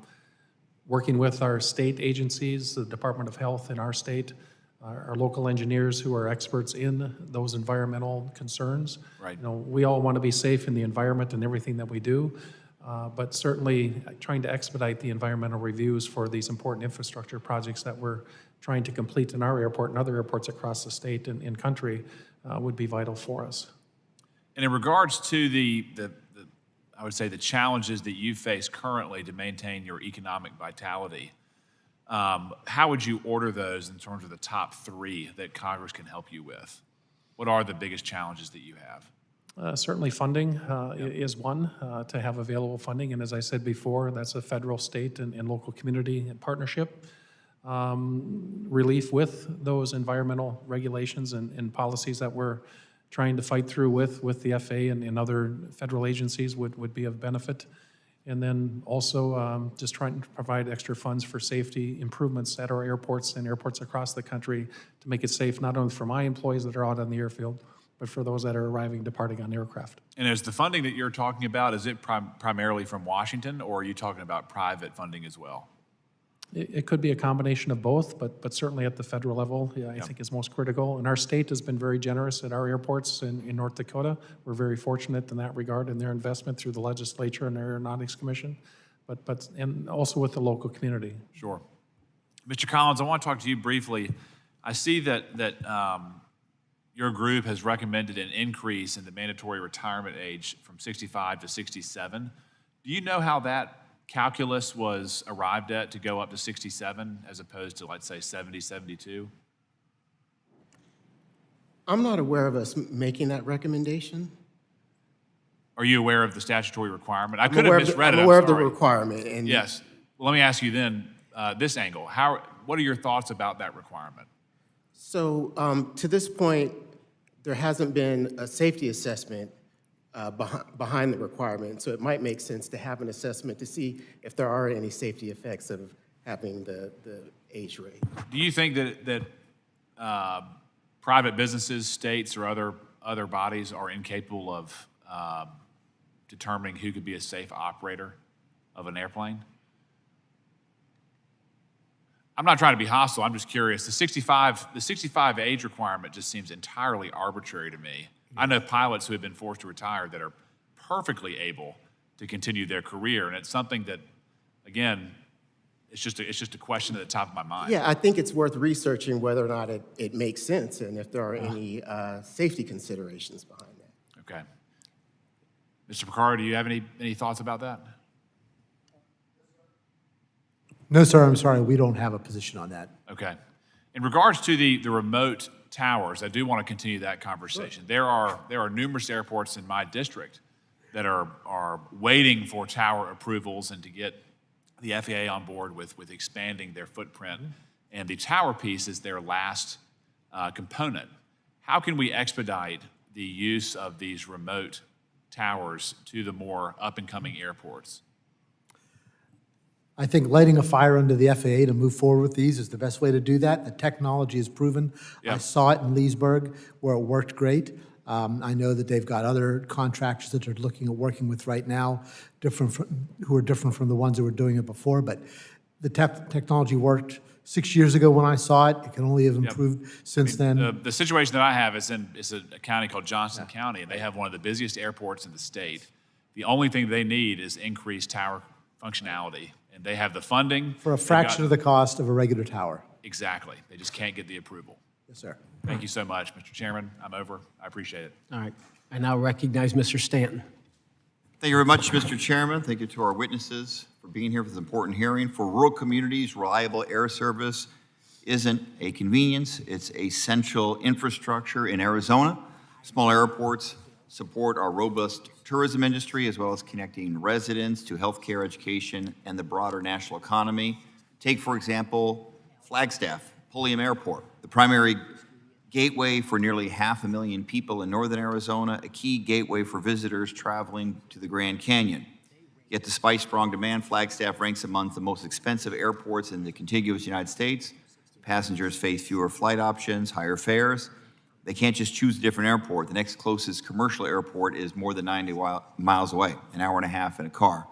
Flagstaff is seeking relief through the Small Community Air Service Development Program, applying for grants to expand connectivity to hubs like Denver and Salt Lake City. Mr. Pecoraro, are there specific changes to the Small Community Air Service Development Program that we should be considering to improve air service in these communities, particularly those like Flagstaff, which have challenges in generating local financial support to be competitive for federal funding? I don't have any specific recommendations today. What I would say, and as I said earlier, is that I think that what's critical is, these programs have been in existence for a long time. Market conditions have changed, economics have changed, conditions on the ground have changed. What we need to do is for the US DOT and FAA to sit down and develop a national strategy on how we're going to retool all this, working with all the stakeholders, as they did recently with the National Strategy on Advanced Air Mobility, which is a terrific effort and is going to yield real results. And we think an approach like that would really help benefit these types of programs. Thank you very much. Families in Arizona, as they plan their summer travel, unfortunately the war in Iran and the closure of the Strait of Hormuz has sent jet fuel prices through the roof, doubling since the conflict began. That's showing up in ticket prices for travelers in Metro Phoenix and everywhere. And for many in rural communities, limited air service and fewer competitive options make those costs especially difficult to avoid. Ms. Malarkey-Black, if higher fuel costs persist, do you anticipate airlines reducing service in certain markets? And if so, are smaller and rural communities likely to feel those impacts more acutely than larger metropolitan areas? The economics of small community routes make them uniquely vulnerable to cost increases, whether it's labor or fuel, simply because of the math. We've got smaller aircraft and fewer passengers traveling. So while we don't set the fares and we don't set the schedules, we would expect to see those kinds of consequences coming from our mainline partners. Thank you very much. Those are all my questions, so I yield back, Mr. Chairman. Gentleman yields. I now recognize Mr. Johnson. Thank you, Mr. Chairman and Ranking Member for organizing this important hearing, and thank you to the witnesses for your time and your testimony today. In a lot of small communities, missing a flight doesn't just change travel plans, it changes what people can reach and what opportunities reach them. That's because when the nearest major airport is hours away, air service becomes part of the community's lifeline. And right now, too many of these communities are watching that lifeline fray, not because they don't matter, but because the economics of aviation don't always treat them like they do. That's exactly why Congress stepped in with the bipartisan 2024 FAA reauthorization law. We protected the Essential Air Service Program, the Small Community Air Service Development Program, and Airport Improvement Program funding because safety and infrastructure shouldn't depend on the size of your tax base. But a program on paper doesn't mean much if people can't feel it in their daily lives. If flights keep disappearing, if prices keep rising, if workforce shortages keep pushing service away, then we still have work to do. My hope is today that we make sure these programs are doing what Congress intended, keeping small and rural communities connected to opportunity, not cut off from it. Whether you live in a rural community or in a growing suburb of Metro Atlanta, you deserve to be connected. People just want a fair shot, and that's what they deserve. And that's really what this comes down to, making sure that folks in smaller communities aren't treated like an afterthought. These programs exist because Congress made a commitment, and commitments must mean something. I'm looking forward to hearing more from you all in response to my questions. I only have a limited amount of time, however. Mr. Porcaro, I would characterize some goals of any small community as growing their demand, investing in their airport, and show they can sustain reliable service. Most folks would look at that and say that's success. But in your testimony, you said some communities end up penalized for that success when market conditions shift against them. Mr. Pecoraro, can you further explain what it looks like when those market conditions turn, and does that kind of shift end up undoing the progress a community has worked so hard to build? It certainly can. And a great example of that is what happened to a lot of communities, during and after the pandemic, when conditions shifted, people worked from home, people traveled less, they weren't able to travel. Demand dropped significantly, airlines shut down service, pilot shortage was exacerbated, and we saw a lot of communities lose service. And under the current rules of the EAS program, it's very difficult to get back in and use that program to rebuild a successful service that you once had prior to the pandemic. So one of the things that we're encouraging Congress to do is to look at, some kind of a path for some of those communities to get back in and be able to rebuild that service. I'd also note, along those lines, that the Georgia DOT recently completed and used a SCASD grant very successfully focused on small community air service development to fund marketing, social media campaigns, advertising, to try and build that type of service across a wide number of airports in Georgia. The results increased community awareness of local airports, and we saw a measurable rise in ticketed passengers at each of the participating airports. So these programs do work when they're applied properly. Thank you. Ms. Black, you've made it clear in your testimony that what looks like low demand is often really the result of the system pulling back first with fewer departures, fewer destinations, and schedules that no longer work for people. Ms. Black, where should we begin to stop this pattern of the system pulling back first? I think we have to start with two things at once. First is the fleet, making sure that we have the right-sized aircraft to serve smaller communities. And equally important, the workforce. We need to have the people to operate the fleets to connect these smaller communities to the hubs and through them and beyond.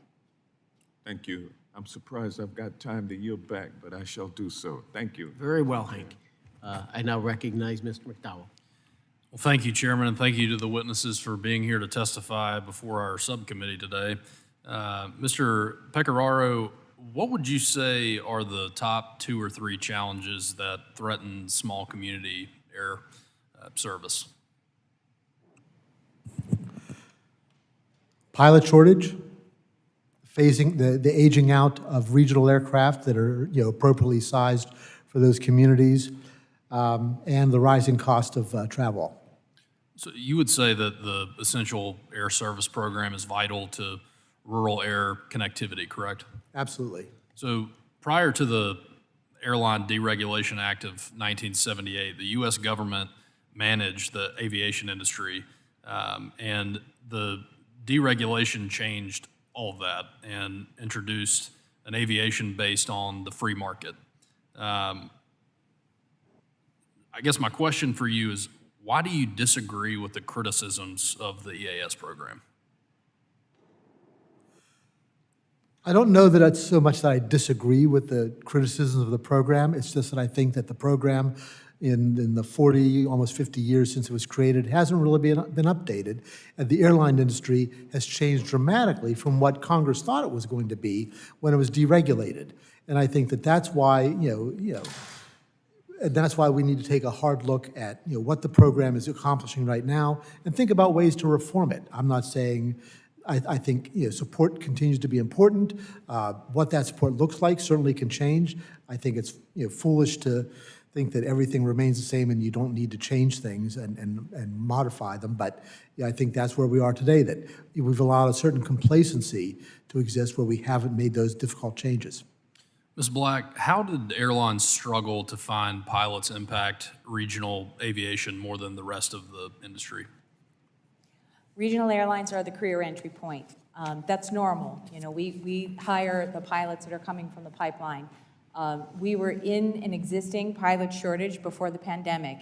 And after the pandemic, when demand sprang back so much faster than anybody anticipated, our major airline partners hired voraciously, and they find the best and brightest working for us. So as a result, we parked about a quarter of our fleet.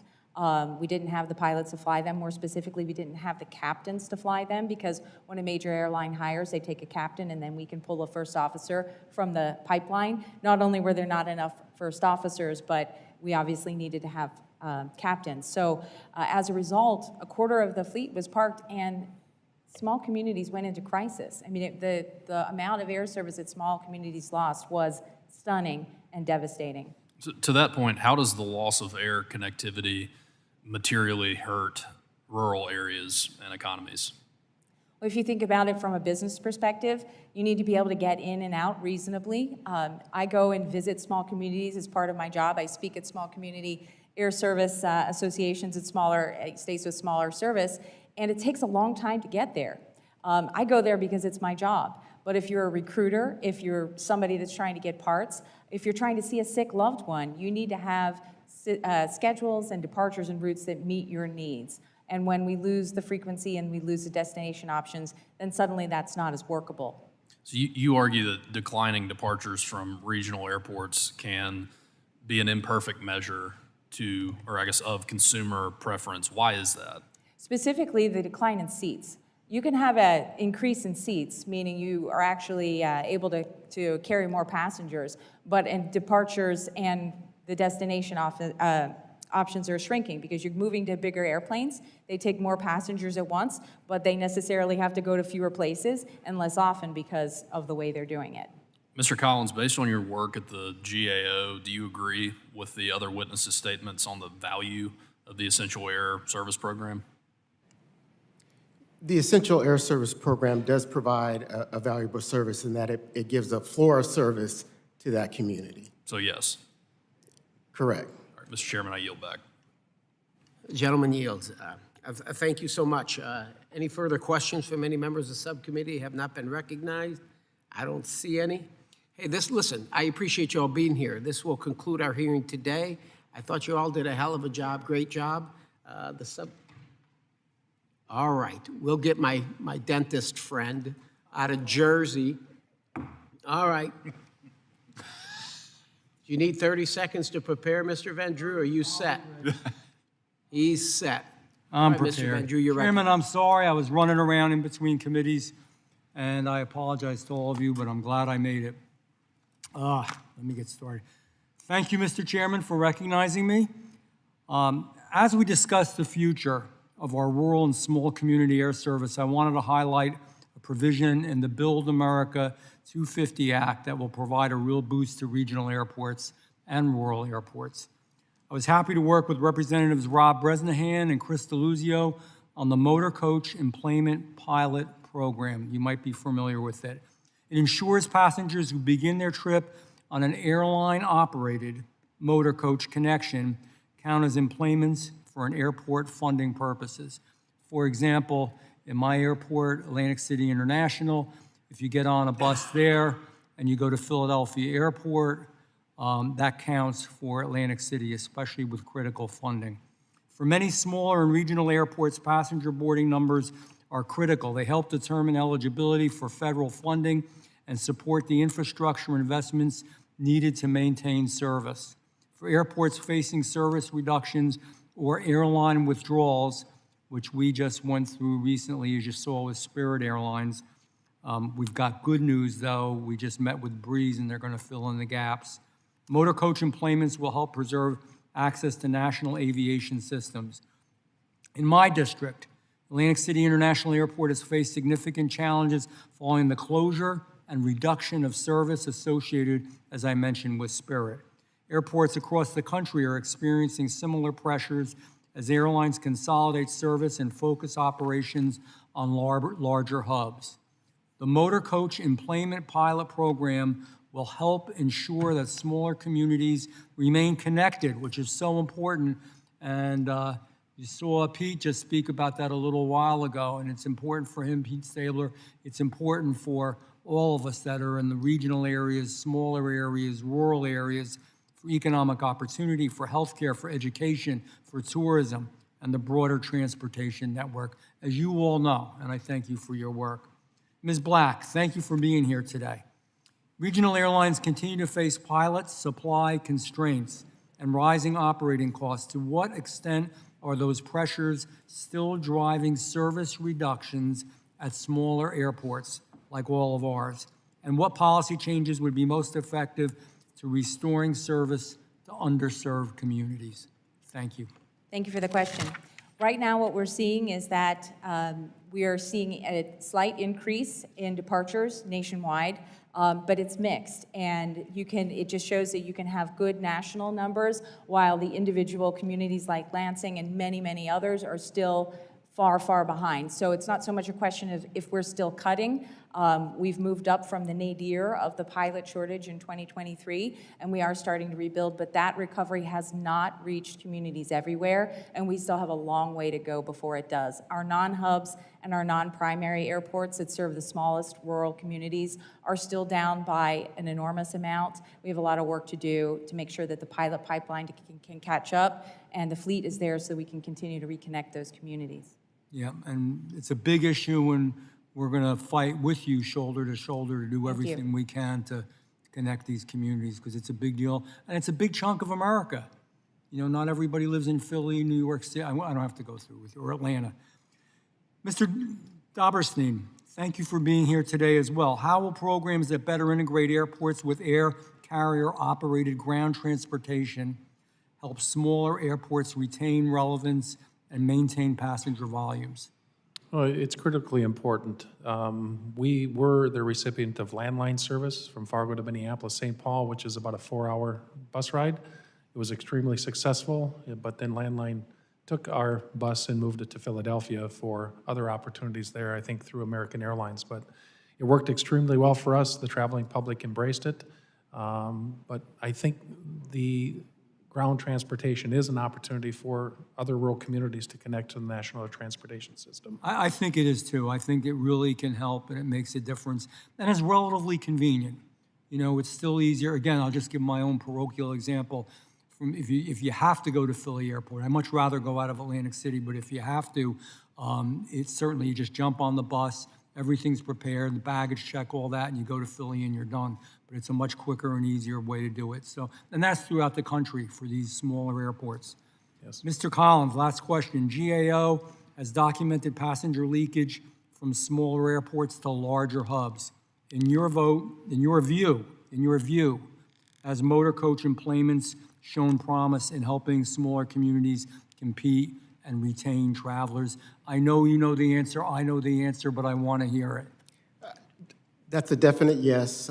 In our work, stakeholders have told us that bus service is a great opportunity to make sure that rural communities are connected to the NAS. Now, it may not fit every rural community, but it is an option for many. Thank you, and to the great chairman, who I am going to miss a lot when he leaves us in the House of Representatives, I yield back to you, Chairman. We appreciate you. Thank you, sir. I now recognize Mr. Shreve. Good to see you. Mr. Shreve should be happy that I showed up, right? He would have been done for. That's correct. Well, I thank you. Thank you, Chairman, and the ranking member, Mr. Carson, and I are fellow Hoosiers. I represent a part of Indianapolis that the airport, IND, is located in. Mr. Carson has a portion of it too. I think I've got the better portion of IND. It includes the FedEx air cargo operations, the second largest FedEx air hub in the world, and Indiana is the home of Republic Airways. It's headquartered there in the metro, and of course, folks here, but some of my colleagues may not know that Administrator Brian's the very recent former CEO of Republic Airways. And so he brings that subject matter expertise in the regional feeder system to the table at both large airports and, of course, mid-size and smaller ones that are so important to the passenger infrastructure that we've got in this country. I appreciate the opportunity to parachute back in. This is my third time in the room, and I appreciate our four witnesses' testimony and what you've shared with all of us today. I don't want to retrace ground that may well have been covered by my colleagues, but maybe tie it off, if I could, with just a couple of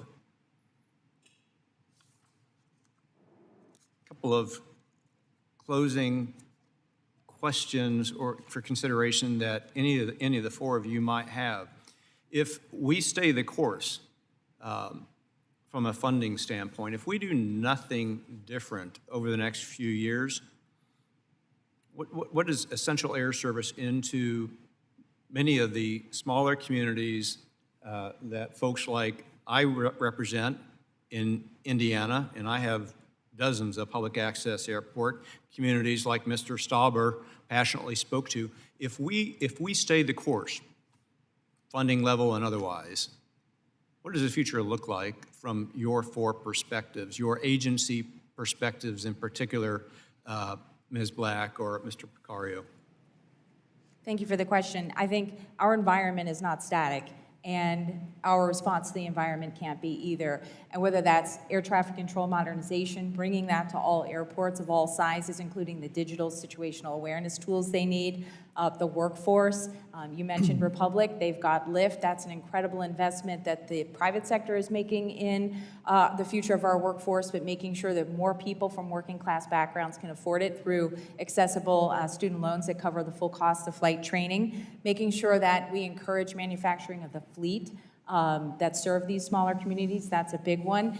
And making sure when we bring safety to airports of all sizes that we do it in a way that works with the fleet so that we can comply and we can continue to preserve those airports. If we do nothing but leave the funding at the current levels, which is much appreciated, of course, I think that you'll see communities to continue to see a decline in service because we won't be attacking the fundamental problems that they face right now. So that's why we're here to urge Congress to develop, encourage the USDOT and the FAA to develop a strategy that can do a better job of providing access to the air system, national system. Is it migration away from the smaller regional jets, the 135s, 145s, primarily a function of insufficient numbers of pilots, that more than anything else?